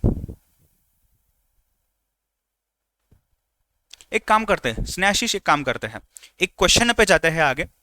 मैं आज का सेशन खत्म करने के पहले पूरी चीज रिवाइज करवाऊंगा, उस टाइम पे देख लेना, ठीक है, डन। इमीडिएटली फिर से उस पर नहीं जाता हूं, एक क्वेश्चन सॉल्व करते हैं अभी। मैं फिर से बैकवर्ड जाके एक बार रिवाइज करवा दूंगा आपको, do not worry about it. चलो एक क्वेश्चन लिखना बेटा, एक क्वेश्चन लिखना, आप ना नोटबुक निकाल लो, नोटबुक में क्वेश्चन लिखना। अच्छा एक क्वेश्चन मुझे कल आया था एक स्टूडेंट का, सर आप जब पढ़ा रहे हो तब हमने जो लिखना है ये हम क्लास वर्क की बुक में लिखेंगे, राइट। तो जब आप बोलते हो समरी बुक प्रिपेयर करनी है, वो हम क्लास में ही प्रिपेयर कर ले क्या, नहीं, मैं आके देखूंगा वहां पे, ऐसा नहीं करना है। आपने क्लास में, क्लास की बुक में लिखना है, उसमें से आपने देख के समरी बुक बाद में बनानी है। तो आपने समरी बुक 2 या 3 दिन बाद बनानी है लेक्चर खत्म होने के, या फिर पूरा वीक खत्म होने बाद, जब संडे को आपने मुझे सबमिट करना है उसके एक दिन पहले बनानी है। ये जो संडे आएगा अभी, आई गेस 4 या 5 जुलाई, नहीं आज क्या 2, 3, 4 जुलाई, 4 जुलाई को मैं समरी बुक चेक नहीं करूंगा, बिकॉज अभी तक ज्यादा कुछ हुआ ही नहीं है, राइट। मैं आपका नेक्स्ट जो संडे आएगा उस संडे को मैं चेक करूंगा आपका समरी बुक, तब मुझे आज से लेकर तब तक का समरी बुक पूरा प्रिपेयर्ड चाहिए। ठीक है, कंसेप्ट क्लियर है बेटा? हाँ या ना, फटाफट बताओ। नहीं हाँ या ना क्या, हाँ या हाँ, हाँ ही बोलना है, करना ही है तुमको ये। ठीक है, कल का प्रॉमिस याद है ना बेटा? सब लोगों ने प्रॉमिस डाला था कल चैट बॉक्स में, याद है क्या नहीं? हाँ बोलो।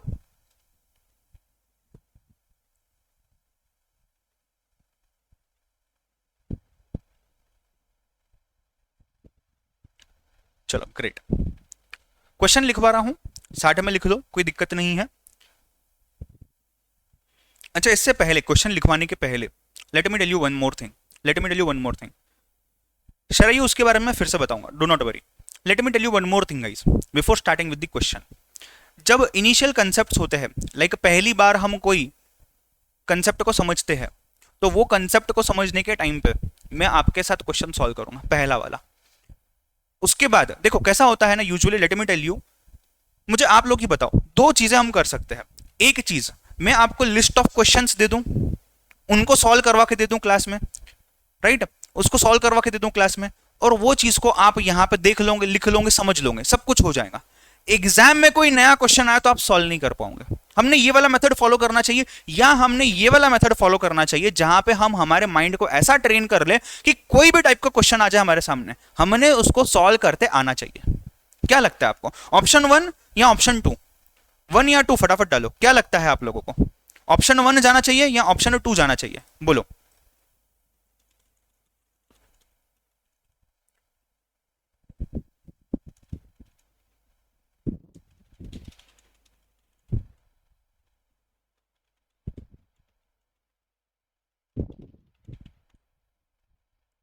ऑप्शन 1 ओनली सिलेक्टेड क्वेश्चंस आपको आने चाहिए, या ऑप्शन 2 आपको एनी टाइप का क्वेश्चन आना चाहिए?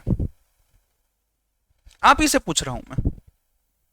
अगर 90% लोग बोलते ऑप्शन 1, तो मेरा तो काम आसान हो गया, मेरा तो काम आसान हो गया फिर।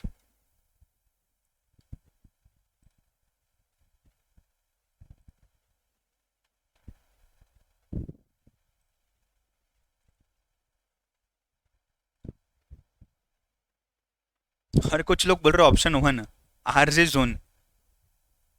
ओके ओके, समरी बुक बताता हूं, मैं बताता हूं।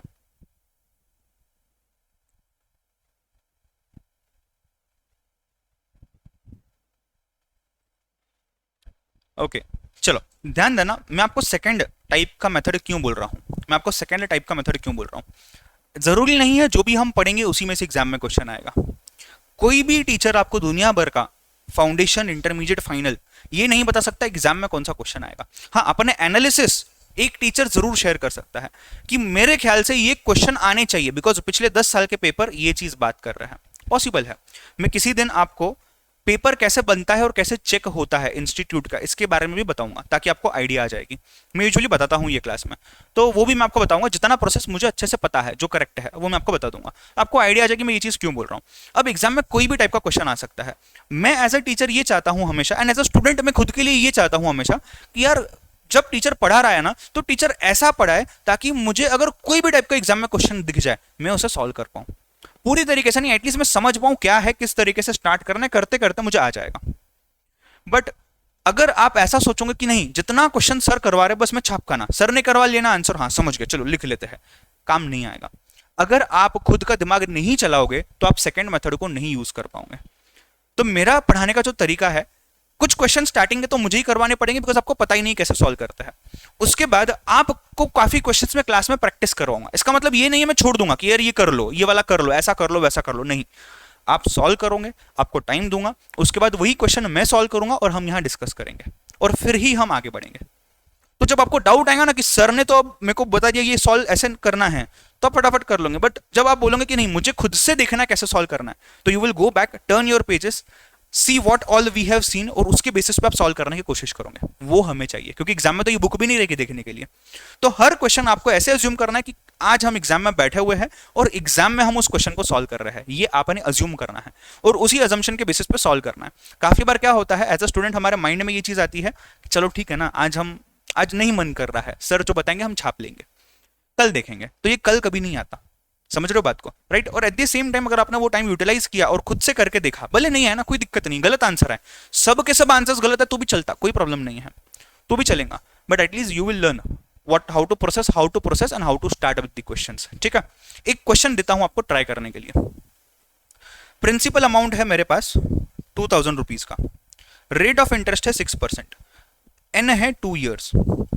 Calculate, number 1 calculate a simple interest and number 2 calculate amount. Your time starts now.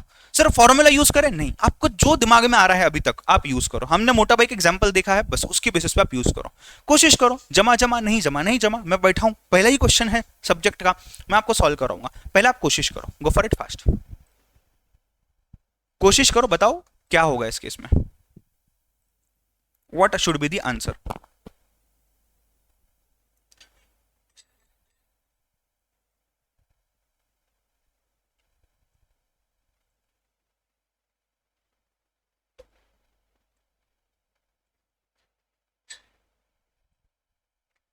अरे गांव वालों, पहले इंटरेस्ट का अमाउंट बताओ, उसके बाद जाओ अमाउंट पे। इंटरेस्ट कितना आएगा पहले वो बताओ, उसके बाद जाना सिंपल इंटरेस्ट पे। क्रांति भाई क्या हाल, पढ़ाई करो, पेपर सॉल्व करो, कुछ ही दिन बाकी है एग्जाम को। चलो बताओ, मुझे बताओ, अगर मुझे सिंपल इंटरेस्ट निकालना है, ये 2000 रुपए है मेरे, इस पे कितना 6% इंटरेस्ट है, इंटू 2 years है। कैलकुलेटर लेना है सबने, आई होप आपके पास कैलकुलेटर आ गया होगा अभी, राइट? आपने ले लिया होगा। कैलकुलेटर लेना है सबने, क्या करना है, 2000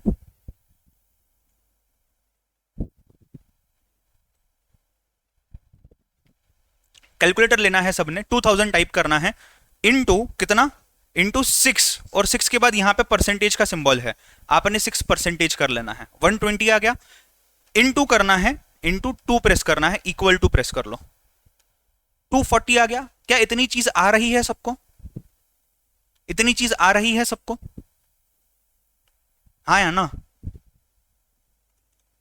इतनी चीज आ रही है सबको? तो ये आ गया आपका 240 रुपीज, ये क्या है आपका इंटरेस्ट है। नंबर 2, मुझे बताओ जो अमाउंट है, क्या मैं इसको बोल सकता हूं principal plus simple interest?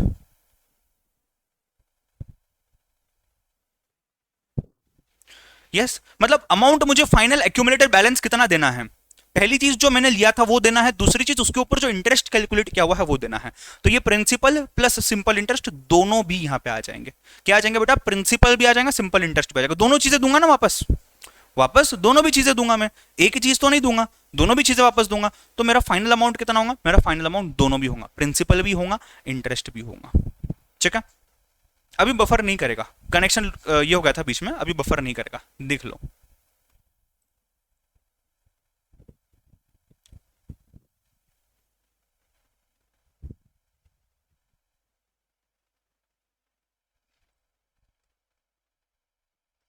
Concept clear है, हाँ या ना?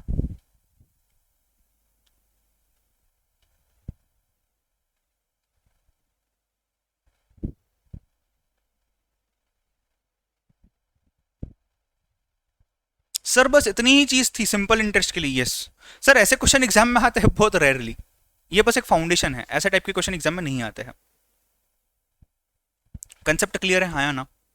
इसका फॉर्मूला बता देता हूं अभी आपको। देखो फॉर्मूला बताना क्या, फॉर्मूला आपने बना भी लिया होगा अभी तक। ये क्या है आपका P है, ये क्या है R है, ये क्या है N है। क्या मैं बोल सकता हूं सिंपल इंटरेस्ट का जो फॉर्मूला है P into N into R? Yes. अब इसमें एक फंडा है, ध्यान देना। फंडा ये है कि आपका जो R है, रेट ऑफ इंटरेस्ट, ये है परसेंटेज की टर्म्स में। परसेंटेज मतलब क्या? परसेंटेज मतलब क्या? अगर एग्जाम में आपको 550 में से 420 मार्क्स मिले हैं, इसका मतलब आपका परसेंटेज कितना है? आप क्या करोगे? आपको 420 डिवाइड बाय 550 करना है, राइट? पॉइंट समथिंग समथिंग आएगा, इनटू 100 करते हो आप, उसके बाद आपको आता है 76.36%। मतलब मैंने क्या किया, दिस इनटू 100 कर लिया मैंने, तब जाके मुझे परसेंटेज आया। समझ रहे हो, 420 मेरे मार्क्स है, 550 टोटल मार्क्स है, तो दोनों को डिवाइड कर लिया, 0.7636 कुछ तो भी आएगा, इसको इंटू 100 किया तब मुझे परसेंटेज मिल गया। मतलब या तो इस चीज को मैं लिख सकता हूं 0.7636 और इसी चीज को मैं लिख सकता हूं 76.36%। क्या यहां पे मैं परसेंटेज डाल सकता हूं? नहीं। यहां पे परसेंटेज डाल सकता हूं? हाँ। मतलब अगर ये चीज मैं लिखता हूं तो ये परसेंटेज के फॉर्म में नहीं है और ये चीज परसेंटेज के फॉर्म में है। अब उल्टा, अगर ये चीज है, इसको मुझे डेसिमल्स में लिखना है, परसेंटेज निकालना है, ये जो परसेंटेज साइन है यहाँ पे, इस साइन को निकालना है, मतलब 76.36 को डिवाइड बाय 100 करूंगा मैं, मतलब 0.7636 आ जाएगा। समझ रहे हो बात को? उल्टा, एग्जैक्ट उल्टा कर लिया मैंने, राइट। तो अगर आर जो है, आर आपको परसेंटेज में दिया हुआ है, ये जो आर है अगर आपको परसेंटेज में दिया हुआ है तो आपने उसको डिवाइड बाय 100 करके लिखना है। अगर आर आपको परसेंटेज में दिया हुआ है तो आपने डिवाइड बाय 100 करके लिखना है। समझ रहे हो? तो इफ इट इज 6% आप क्या लिखोगे उसको, 0.06 डिवाइड बाय 100। ठीक है, आगे जब हम कॉम्प्लेक्स कैलकुलेशंस करेंगे ना, ये लॉजिक आपको बहुत हेल्प करेगा। जिसको परसेंटेज कैसे कन्वर्ट करते नहीं पता है, लिख लो, बेसिक का पार्ट है, गो फॉर इट फास्ट।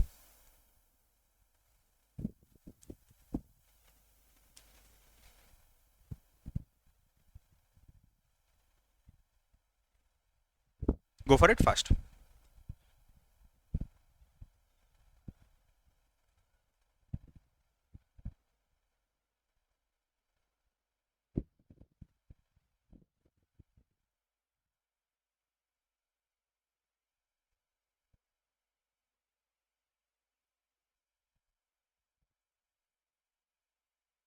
अरे हो गया क्या, हाँ या ना?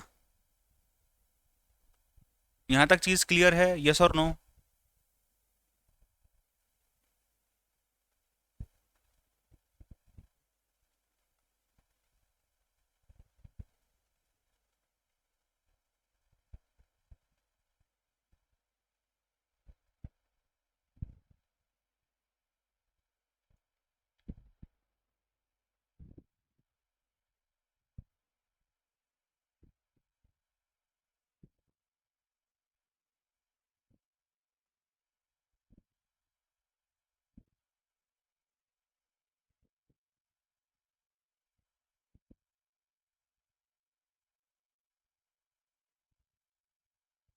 ठीक है, आ जाओ अमाउंट पे। अब मुझे बताओ, अमाउंट के केस में हमने क्या किया, amount is equal to my principal plus my interest. ठीक है, प्रिंसिपल तो ये आ गया, इंटरेस्ट का फॉर्मूला क्या है, P into N into R. मुझे बताओ, क्या यहां पे भी पी और यहां पे भी पी, दोनों में भी पी है, क्या मैं पी को कॉमन निकाल सकता हूं ब्रैकेट के बाहर? दूसरा बेसिक कंसेप्ट, कॉमन चीजें कैसे निकालनी है। मतलब ये अपन टाइम वैल्यू ऑफ मनी देख ही रहे हैं, बट उसके साथ मैं बेसिक भी बता रहा हूं आपको कि कॉमन चीजें कैसे बाहर निकालनी है। Rather than giving you some other example, मैं यहीं पे बता रहा हूं आपको, वो ध्यान देना। यहां पे भी पी है, ये एक टर्म है और ये दूसरा टर्म है, राइट। ये मल्टीप्लीकेशन में है और ये भी मल्टीप्लीकेशन में है, 1 इंटू पी है ये सिर्फ पी नहीं है, ये 1 इंटू पी है। ये वेरिएबल है, इसका जो कोइफिशिएंट होता है, सर वेरिएबल कोइफिशिएंट बेसिक में समझाऊंगा, बेसिक में समझाऊंगा, डोंट वरी। वेरिएबल मतलब any word like X A B C D E F G, जिसको कोई वैल्यू दी जा सकती है। और कोई अगर नंबर में लिखता हूं, ये जो है अभी समझो ये वेरिएबल है, राइट। लिखना मत, 2 मिनट ध्यान देना सिर्फ। ये वेरिएबल है आपका, एक्स इज योर वेरिएबल। ठीक है, X is your variable. Two क्या है, टू इज कांस्टेंट। कांस्टेंट मतलब क्या, जो कभी चेंज नहीं होता। टू चेंज होगा क्या, टू चेंज नहीं होगा, टू तो टू ही रहने वाला है ना। एक्स चेंज हो सकता है क्या, हाँ, एक्स की वैल्यू कभी 1 रह सकती है, एक्स की वैल्यू कभी 2 रह सकती है, एक्स की वैल्यू कभी 3 रह सकती है, एक्स की वैल्यू कभी 4 रह सकती है, बट 2 की वैल्यू तो 2 ही रहने वाली है, तो ये कांस्टेंट है। बट कई बार आपने ऐसी चीज देखी होंगी, 2x 4x। अब इसमें से ये जो है आपका, ये वेरिएबल है और ये जो है ये कांस्टेंट है, बट ये कांस्टेंट वेरिएबल के साथ जुड़ा हुआ है, इसको हम बोलते हैं कोइफिशिएंट। ये जो कांस्टेंट है ना, ये कांस्टेंट वेरिएबल के साथ जुड़ा हुआ है। जब कांस्टेंट वेरिएबल के साथ जुड़ के आता है उसको हम बोलते हैं कोइफिशिएंट। और जब मैं लिखता हूं सिर्फ x, इसका मतलब इसका कोइफिशिएंट 1 है, 1 इंटू एक्स, एक ही बार x, यहां मतलब 2 बार x हो गया। तो x का जो भी वेरिएबल जो भी वैल्यू लेगा, जो वेरी हो सकता है, इसलिए तो वो वेरिएबल है, राइट। उसके साथ 2 ने हमें मल्टीप्लाई करना है। समझ रहे हो बात को, हाँ या ना? ठीक है, कंसेप्ट क्लियर है, वेरिएबल कांस्टेंट कोइफिशिएंट। और जो पूरी चीज है लाइक 2x, ये हो जाता है आपका टर्म, ये होता है आपका टर्म। जो हम प्लस माइनस डिवाइड मल्टीप्लाई ये जो करते हैं, ये होते हैं आपके ऑपरेटर्स, ये होता है आपके ऑपरेटर्स। समझ रहे हो बात को, हाँ या ना? चीज क्लियर है? यस। इसी में एक और चीज आपको बता देता हूं, जब हम बोलते हैं ये यानी कि इक्वल टू के लेफ्ट हैंड साइड पे भी हम कुछ लिख सकते हैं जो होगा हमारा LHS, राइट हैंड साइड पे भी हम कुछ लिखेंगे जो होगा हमारा RHS। ठीक है। There is something called as inequality, मतलब ग्रेटर देन, ये क्या होगा? इनइक्वालिटी। इक्वल नहीं है, इनइक्वल है, कोई ग्रेटर है कोई लेस है, राइट? तो ये लेस देन हो गया, ये ग्रेटर देन हो गया, यहाँ ये लेस देन इक्वल टू हो गया, ये ग्रेटर देन इक्वल टू हो गया। ये सब क्या है? इनइक्वालिटीज है। ये क्या है? इक्वालिटी है। ये क्या है? इनइक्वालिटीज है। लेफ्ट साइड पे लिखा LHS, राइट साइड पे लिखा RHS। ये क्या है? ऑपरेटर्स। ऑपरेटर्स को कैसे ऑपरेट करना है? बॉडमास फॉर्मूला से। बॉडमास फॉर्मूला क्या है? आज बेसिक में देखेंगे। 2x अगर मैं लिखता हूं, ये क्या है? टर्म है मेरी, 2x प्लस 1 लिखता हूं, तो 2x एक टर्म है, प्लस 1 दूसरी टर्म है, राइट? यहां पे x क्या आ गया? वेरिएबल आ गया। वेरिएबल के साथ कांस्टेंट आता है, उसको क्या बोलते हैं? कोएफिशिएंट बोलते हैं, मतलब उतने टाइम्स दी वेरिएबल। और अकेला कांस्टेंट आता है तो वो कांस्टेंट ही होता है, बिकॉज उसकी वैल्यू चेंज नहीं होती है। मानव ये आप फॉर्मूला में डायरेक्टली r डिवाइड बाय 100 कर सकते हो, कोई दिक्कत की बात नहीं है, राइट? कंसेप्ट क्लियर है? इसमें से कुछ लिखना है तो छाप लो, गो फॉर इट फास्ट। इसमें से कुछ लिखना है तो छाप लो।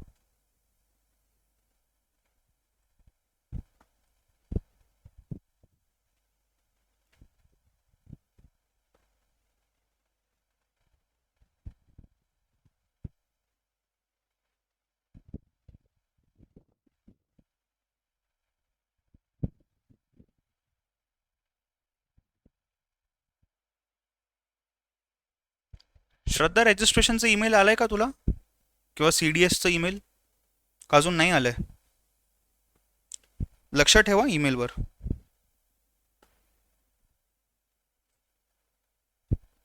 जो लोग बोलेंगे सर क्या बोल रहे हो आप, अरे मैंने मराठी में यहाँ की लोकल लैंग्वेज में कुछ कम्युनिकेट किया एक स्टूडेंट को, आपके लिए कोई बात नहीं है।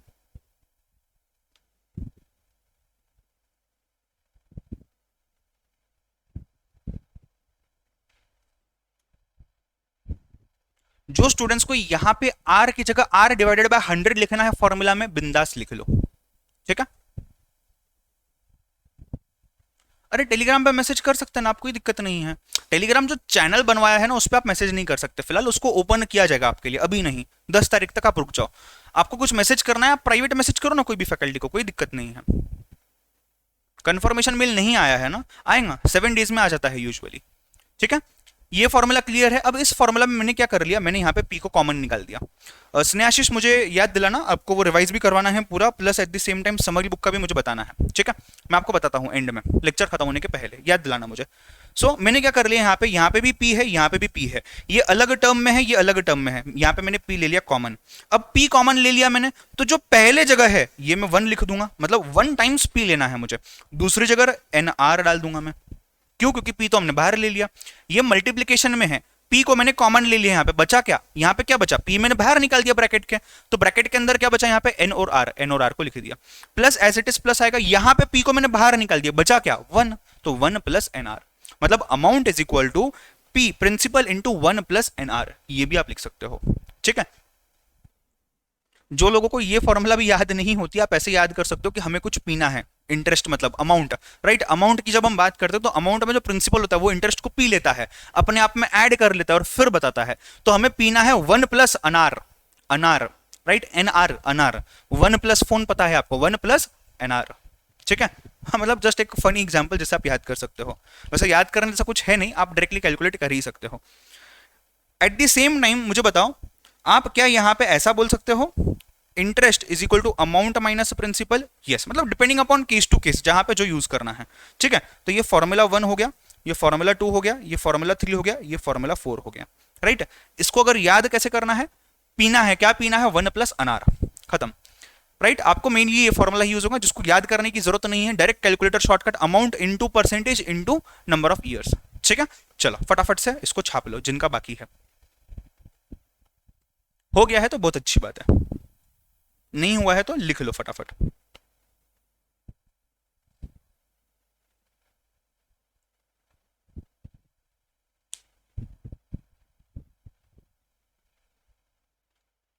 वीडियो पेंचर बता, थैंक यू सो मच, खुशी हुई मुझे ये जान के। आपका नाम भी बता दो।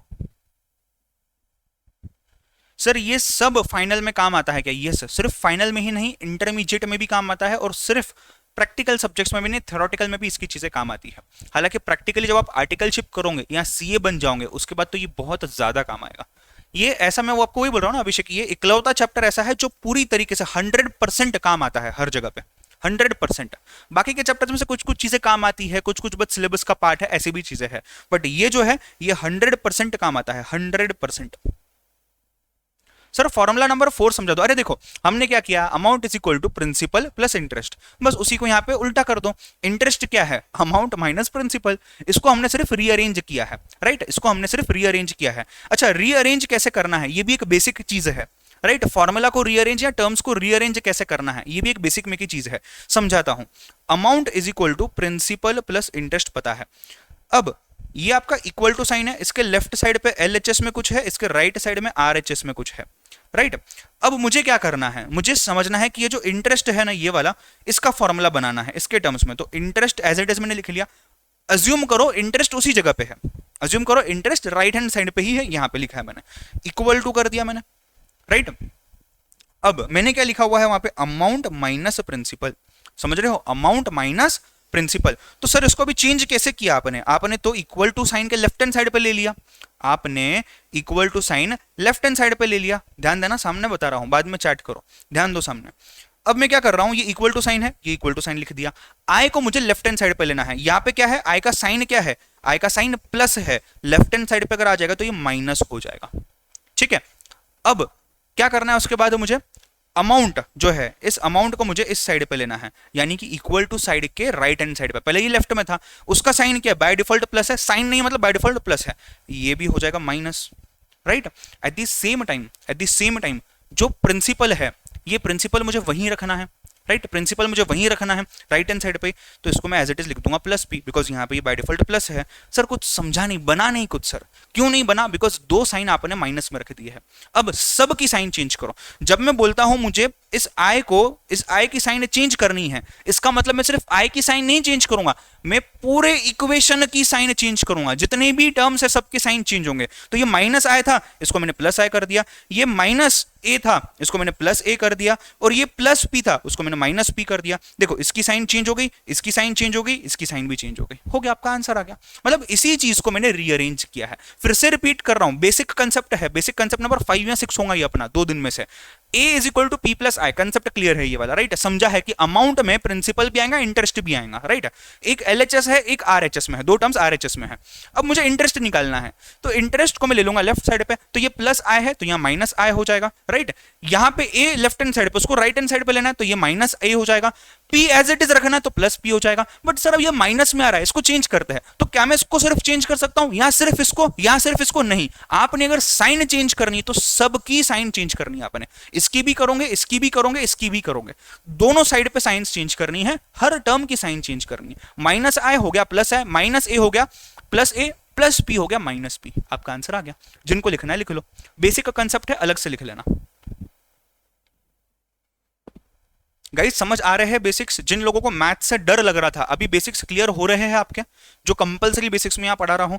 आप सोचो अभी तो जो हम बेसिक लेक्चर देखेंगे उसमें हम इससे भी डीप जाने वाले हैं। आपको इतना डीप में फाउंडेशन लेवल पे कोई नहीं पढ़ाएगा। Teachers usually, with all due respect, काफी टीचर्स ऐसे भी होते हैं जो यूजुअली बोल देते हैं कि ठीक है 11th 12th करके आए हो ना तुम लोग, उसमें मैथ्स पढ़ लिया होगा, आगे बढ़ते हैं, फाउंडेशन स्टार्ट करते हैं। अरे अबे दादा क्या बात है, जूम सेशंस में थे आप, ग्रेट ग्रेट ग्रेट। अबे कॉन्ग्रेचुलेशन बेटा, कोई भी जरूरत पड़े इंटर फाइनल में तो जरूर बताना।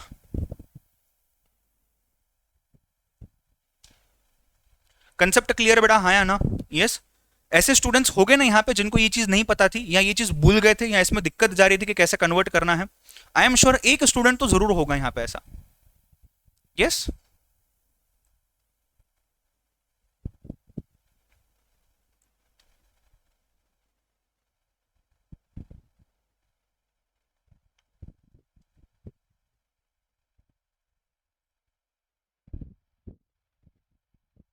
फॉर्मूला देख लिया हमने। एक क्वेश्चन देता हूं आपको सॉल्व करने के लिए, आप लोग सॉल्व करोगे, आप लोग सॉल्व करोगे। जो स्टूडेंट बेसिक अटेंड करने वाले हैं, यहां पे जो मैं बेसिक बताऊंगा ये बेसिक वहां नहीं होगा वापस से, ये बेसिक वहां पे जस्ट शॉर्ट में कवर होगा। क्वेश्चन लिखना, किसका नाम लिए, आदित्य। अरे क्वेरी थी सर, कैलकुलेटर विच कंटेन्स ये टैक्स प्लस टैक्स माइनस ये अलाउड नहीं है बेटा, नॉट अलाउड।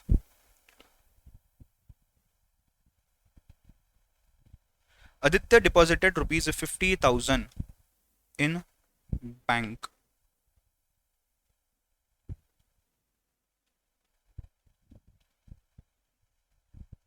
आपने सोल्यूशन में मुझे बताना है।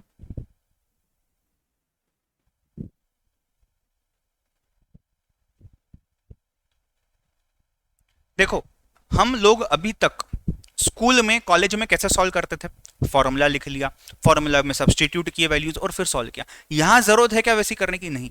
एक दो क्वेश्चन के लिए जरूरी है, वाई? बिकॉज एग्जाम के टाइम पे जब आप रिवाइज करोगे आपको समझने नहीं आएगा आपने क्या किया हुआ है, तो आप एक दो क्वेश्चन प्रॉपर पूरी तरीके से लिख सकते हो, कोई दिक्कत नहीं है। But as an how you proceed आपको कैलकुलेटर पे या फिर विथ रफ वर्क थोड़ा बहुत इधर लिख के आंसर सॉल्व करते आना चाहिए। समझ रहे हो बात को? हाँ या ना? ठीक है।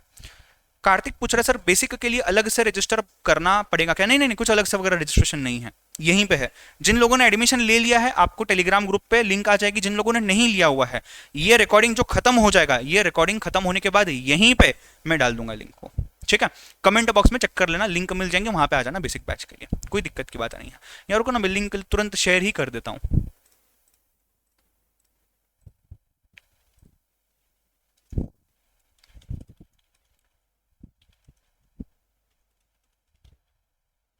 इस लिंक को आप नोट डाउन कर लो, आपके पास कहां तो सेव कर लो, कमेंट बॉक्स में से मिस आउट हो जाएगी। इसी पे हमारा हो जाएगा लाइव बैच, ठीक है?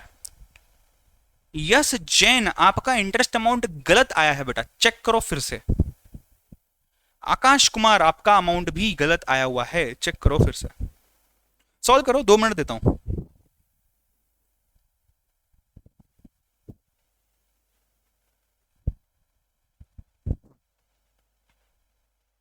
अरे कंपाउंड इंटरेस्ट नहीं निकालना है बेटा, सिंपल इंटरेस्ट निकालना है। सुरजादीप सिंपल इंटरेस्ट, कंपाउंड इंटरेस्ट नहीं।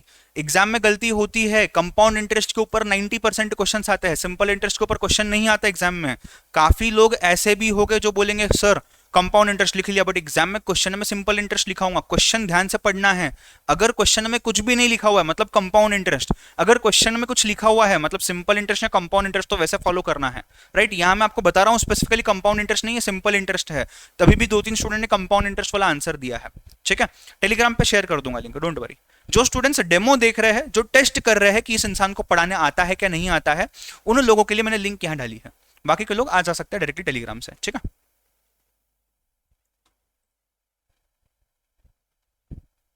अरे राहुल कुमार अभी ज्वाइन नहीं करना है, उस लिंक पे बाद में ज्वाइन करना है, अभी ज्वाइन करके कुछ नहीं मिलने वाला है। अभी वहां ज्वाइन करोगे तो यही लेक्चर वहां भी चल रहा है।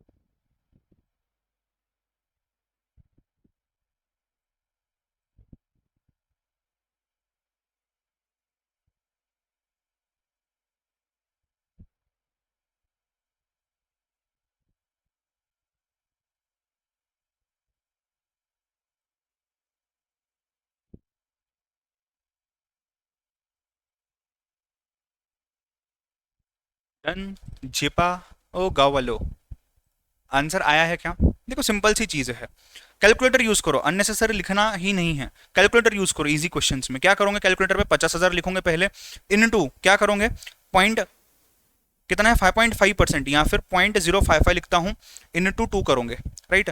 कितना आ रहा है देखो 50,000। देखो आप क्या कर सकते हो, क्या कर सकते हो आप, 50,000 लिख लिया, 50,000 इंटू 5.5% इंटू 2, ये किया तो भी 5,500 आ रहा है, 5,500 आ रहा है। अगर आपने 50,000 इंटू 0.055 इंटू 2 कर लिया तो आपको परसेंटेज प्रेस करने की जरूरत नहीं है, तभी भी आपका आंसर 5,500 आ रहा है, ठीक है? कैलकुलेटर नहीं दिखा रहा हूं बिकॉज सिंपल सा क्वेश्चन है, हमने इसके पहले ऑलरेडी कैलकुलेटर दिखाया हुआ है। जहां चीजें चेंज होगी मैं कैलकुलेटर पे पूरा कैलकुलेशन दिखा दूंगा यहाँ पे जूम करके कुछ इस तरीके से, सो दैट आपको सब चीजें समझने आ जाएंगी। कैलकुलेटर दिख जाएगा ना तो समझने का कैसे कैलकुलेट करना है, तो आपको उसकी भी टेंशन लेने की जरूरत नहीं है, ठीक है? हाँ आपको आदित्य 55,500 रुपीज मिलेंगे 2 साल के बाद, ठीक है? चलो तो कितना आ रहा है ये 5500। अब अगर मुझे अमाउंट निकालना है, क्या मैं कर सकता हूँ अमाउंट में सीधा 50,000 plus 5,500 that will give you 55,500। ये तो ठीक है, बट मैं चाहता हूं कि आप अमाउंट का फॉर्मूला यूज करें। अज्यूमिंग आपको सिंपल इंटरेस्ट निकालने की जरूरत नहीं है, आपको क्वेश्चन में सिर्फ अमाउंट पूछा हुआ है, तो सिंपल इंटरेस्ट निकालने में टाइम क्यों वेस्ट करना, आप कर सकते हो, वो भी इजी है, ये निकाल दो, उसमें प्लस 50,000 ऐड कर दो। बट अगर मुझे डायरेक्ट निकालना है तो कैसे निकलेगा, amount is equal to principal into 1 plus N R, right. कितना है 50,000 है ये, into the bracket 1 plus N कितना है 2 है, आर कितना है 0.055 है। करो कैलकुलेटर पे सॉल्व, बताओ कैसे सॉल्व करोगे ये फटाफट, बिना अपनी नोटबुक को यूज किए, बिना पेन पेंसिल को यूज किए इसको सॉल्व करो कैलकुलेटर पे। 55,500 ही आएगा, बट मुझे आप यूज करके दिखाओ कैसे कर रहे हो। क्या करना चाहिए आपने, पहले 50,000 टाइप करोगे या पहले इसको सॉल्व करोगे, ये बहुत बड़ी चीज है, ये बेसिक का ही पॉइंट है, ये बेसिक की ही चीज है। बेसिक में कैलकुलेटर कैसे सॉल्व करना है ये भी कवर होता है, तो कैलकुलेटर पे इस पूरी चीज को, इस पूरे चीज का आंसर कैसे निकालना है ये भी देखना है। तो आप ट्राई करो, पहले 50,000 टाइप करो, इंटू 1 टाइप करो, इंटू 2 टाइप करो, इंटू 0.055 टाइप करो, आपका आंसर नहीं आएगा, आपका आंसर नहीं आएगा। क्यों नहीं आएगा, बिकॉज ब्रैकेट सॉल्व करना है, आपको पता है आंसर क्या आना चाहिए, करके देखो ना आंसर आ रहा है क्या, तो आपने पहले ब्रैकेट सॉल्व करना है। बट अगर आप ब्रैकेट को सॉल्व करते हो तो आपको यहां पे लिखना पड़ेगा ना, ब्रैकेट सॉल्व करोगे तो या तो माइंड में याद रखो या तो लिख लो, हमें दोनों भी नहीं यूज करना है, हमें हमारे दिमाग के ऊपर भरोसा नहीं करना है। सर क्या बात कर रहे हो, हाँ क्यों, एग्जाम में जब आप रहते हो, आप जब एग्जाम में बैठोगे आपके दिमाग के ऊपर प्रेशर होगा, फटाफट सॉल्व करना है, फटाफट सॉल्व करना है, उसमें आप गड़बड़ कर बैठोगे। आप कितने भी होशियार हो, आज ये चीज आपको नहीं समझेगी, आपको ये चीज एग्जाम में समझेगी, आपके माइंड के ऊपर प्रेशर आता है, और उस प्रेशर सिचुएशन में मैं ये सजेस्ट करता हूं कि दिमाग का इस्तेमाल जितना कम हो उतना करें। ये चीज आप लिख भी सकते हो, दिमाग में भी डाल सकते हो, हमें दोनों भी नहीं करना है, हमें दोनों भी नहीं करना है, हमें उसके अलावा सब कुछ कैलकुलेटर पे करना है। सर कैसे दिखाता हूं, सर कैसे दिखाता हूं, ध्यान देना।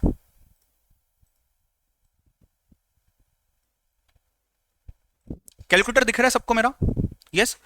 पहली चीज समझ लेना कि हमें जो ब्रैकेट में दिया हुआ था 1 प्लस 2 इंटू 0.55, मैं वापस स्क्रीन पे आता हूं, ध्यान देना बेटा। पहली चीज ध्यान देना, आपने करना क्या है, ये सब लोग लिखेंगे या बाद में, अभी नहीं बाद में लिखेंगे। देखो आपने क्या करना है, पहले इस चीज को सॉल्व करना है नंबर 1, फिर इस चीज को सॉल्व करना है नंबर 2, और फिर इस चीज को सॉल्व करना है नंबर 3। कैलकुलेटर स्टेप्स बता रहा हूं मैं, पहली स्टेप, दूसरी स्टेप, तीसरी स्टेप। जिनको समझा है ट्राई करो, जिनको नहीं समझा है ध्यान देना। पहले आप क्या करोगे, राइट हैंड साइड पे स्टेप 1 क्या है, 2 इंटू 0.055, ये ले लिया मैंने, 2 ले लिया यहां पे, इंटू कर दिया 0.055 इक्वल टू कर लो, ऐसा कुछ आएगा, कितना है 0.11 दिख रहा है आपको शायद, राइट। इसके बाद क्या करोगे, इसमें प्लस 1 करोगे, इक्वल टू करोगे, कितना आ गया 1.11 आ गया, राइट। अब क्या करोगे, तीसरी स्टेप क्या है, इनटू कितना करना है 50,000, ये ले लिया इनटू और कर लिया 50,000, प्रेस करो इक्वल टू, आ गया क्या 55,500। क्या मुझे यहां पे कुछ भी लिखने की जरूरत पड़ी, क्या मुझे कोई भी अमाउंट हमारे माइंड में सेव करने की जरूरत पड़ी, बिल्कुल नहीं, सीधा डायरेक्ट कैलकुलेटर पे, कैलकुलेटर शॉर्टकट, सीधा डायरेक्ट कैलकुलेटर पे आ रहा है क्या, देखो 55,500, पहली स्टेप, दूसरी स्टेप, तीसरी स्टेप।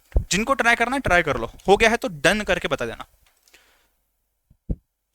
सनिया समझ गया बेटा आपको,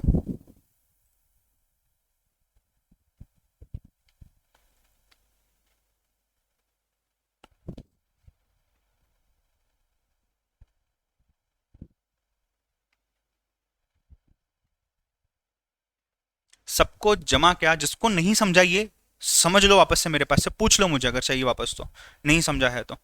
वैसे मैंने 2 बार एक्सप्लेन किया हुआ है, आपने स्टेप को लिखना है, ये चीज हर इंसान लिखेगा और ब्रैकेट में लिखेगा कैलकुलेटर स्टेप, बिकॉज ये तो बहुत छोटे लेवल का कैलकुलेटर शॉर्टकट है, ऐसे तो बहुत चीजें यूज करनी है। तो आपको कभी भी ऐसे टाइप का क्वेश्चन आता है, आपने पहले इसको उठाना है मल्टीप्लीकेशन डिवीजन वाले को, फिर एडिशन वगैरह करना है, सब्सट्रैक्शन करना है उसमें, और फिर उसको मल्टीप्लाई करना है ब्रैकेट खोल के। कंसेप्ट क्लियर है, हाँ या ना।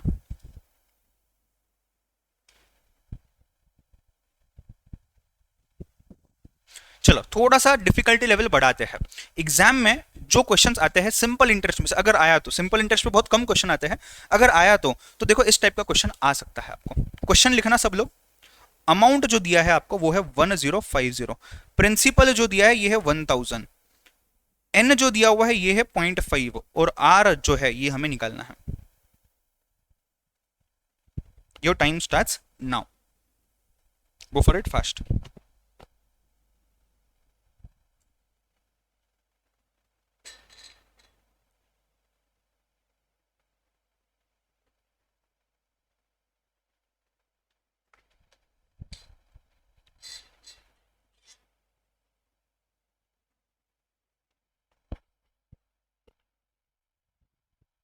जिसका आर आ गया होगा आप मुझे बता दोगे क्या आया है, चैट बॉक्स में आपको डालना है जिनका आर आ चुका है।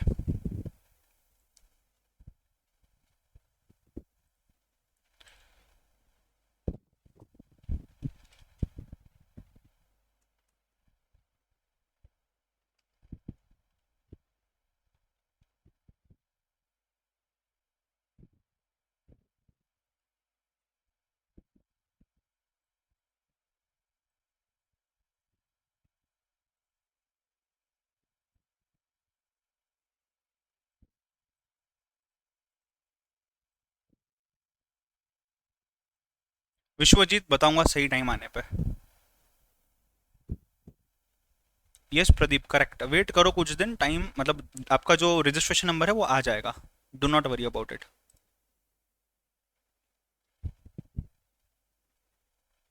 हिमांशु पार्टी टाइम आ गया तुम्हारा WRO नंबर, पार्टी चाहिए पार्टी। अरे नालायक को ऑप्शन देखो ऊपर क्या दिया हुआ है, ऑप्शन में 1% है क्या जो तुम आंसर 1% बता रहे हो? मतलब एग्जामिनर को तुम लिख के आओगे नहीं तुम्हारा आंसर गलत है, मैं जो बोल रहा हूँ वो सही है। हाँ मीत शाह आप कुछ नहीं करे, आप पढ़ाई पे ध्यान दे बस, आ जाएगा WRO नंबर आपका।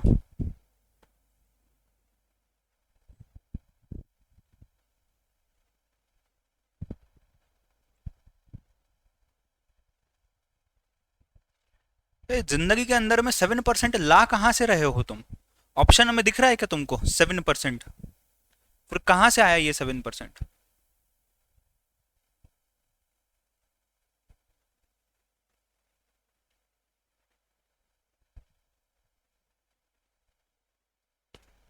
चिल्ला नहीं रहा हूँ, समझा रहा हूँ। हाँ CRO NRO SRO ERO WRO जो भी आएंगे इसके लिए मैं बोलता हूँ SRN, registration number, student registration number. 14% students का आंसर आया है, 5%। तुम्हारा कैलकुलेटर खराब है या तुमको कंसेप्ट नहीं समझा है? अगर तुम्हारा दोस्त जो है यही सबसे खराब है तो समझ लो तुम्हारी पूरी जिंदगी खराब हो जाएगी यहाँ पे। इस दोस्त को संभाल के रखना है, इसको ट्रेन करना है हमने कि इसको कैसे यूज करना है, राइट। मैं आपको बोलता हूँ एग्जाम में एक हाथ से कैलकुलेटर एक हाथ से आपकी पेन, इस तरीके से आपका काम होना चाहिए, ठीक है। एग्जाम में आपको रफ वर्क करने के लिए पेपर जरूर दिया जाता है, बट काफी सेंटर्स पे पेपर कैसा होता है पता है क्या? एक फ्रंट पेपर फुल स्केप और पीछे फुल स्केप, मतलब A4 साइज का पेपर आगे और पीछे, फ्रंट एंड बैक, बस इतना ही होता है। हालांकि आपको 4-5 पेजेस लग सकते हैं, आप अलग से सप्लीमेंट मांग जरूर सकते हो, बट कुछ सेंटर्स नहीं देते हैं। तो चाहिए तो आप आदत डाल दो पेंसिल से लिखने की। उसमें भी क्या करने का पता है? अगर ये आपका A4 साइज पेपर है ना, तो इसको आड़ा करने का मतलब लैंडस्केप करना है इस चीज को। लैंडस्केप मतलब ये ऐसा हो जाएगा, राइट। उसमें ना कॉलम बना लो, 4-5 कॉलम बना लो ऐसे, और यहाँ पे पेंसिल से सॉल्यूशंस करो। तो ये और ये जब छोटी जगह होती है ना, हम कब यूज करते हैं? हम कम चीज यूज करते हैं। जब ज्यादा जगह मिली हमने तो हम वहां पे बहुत सारे कैलकुलेशन करते हैं, तो इसको छोटा कर देने का और यहाँ पे फटाफट कैलकुलेट करना है। और ये खत्म होने बाद मतलब 8 कॉलम मिल गए या 10 कॉलम मिल गए आपको, दोनों साइड पे 4-4 या 5-5। इस चीज को खत्म करने के बाद आपने क्या करना है? इस चीज को खत्म करने के बाद अगर और जगह चाहिए, इसको इरेज करना है, इरेजर के साथ इरेजर लेके जाना एग्जाम में, पेंसिल लेके जानी है और वहां से यूज करना है। तो इसकी आदत आप अभी से भी डाल सकते हो, बाद में भी आप इसको करवा सकते हो। मैं आपको टेस्ट वगैरह के टाइम पे जरूर ये चीज करवाऊंगा, ठीक है। चलो, यहां तक सॉल्व हुआ है क्या? हाँ या ना? जिनका ये क्वेश्चन हो गया है, जिनका ये क्वेश्चन हो गया है, एक और क्वेश्चन देता हूं सॉल्व करने के लिए। सर उसका आंसर बताऊंगा यार, सब बताऊंगा। आप ये क्वेश्चन लिख लो। Munna invested ₹70,000 in KC Bank. R is equal to 6.5% per annum simple interest दिया हुआ है। Munna receives ₹85,925 at the end at the end of what, we don't know. आपने फाइंड करना है एन, यानी कि नंबर ऑफ पीरियड्स या number of years. Go for it fast, try करो। 5 मिनट देता हूं, जिनका पहला क्वेश्चन भी बाकी है उसको भी ट्राई करो।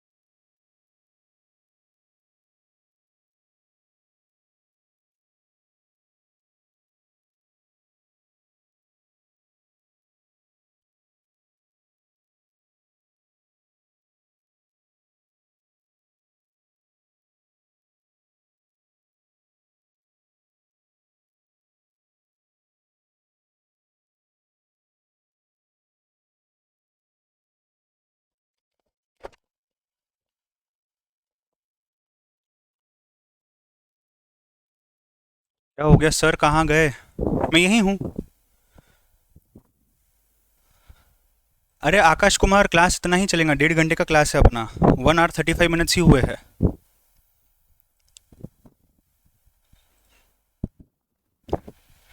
एन कितना आ रहा है आप लोगों का? 3.5 years आ रहा है। ओके, चलो एक काम करते हैं, क्लास सच में ही 5-8 minutes लंबा हो गया है, डो नॉट वरी। जिनका ये क्वेश्चन और अगला क्वेश्चन हो चुका है, आप लोग क्लास को लीव कर सकते हो, कोई दिक्कत नहीं है।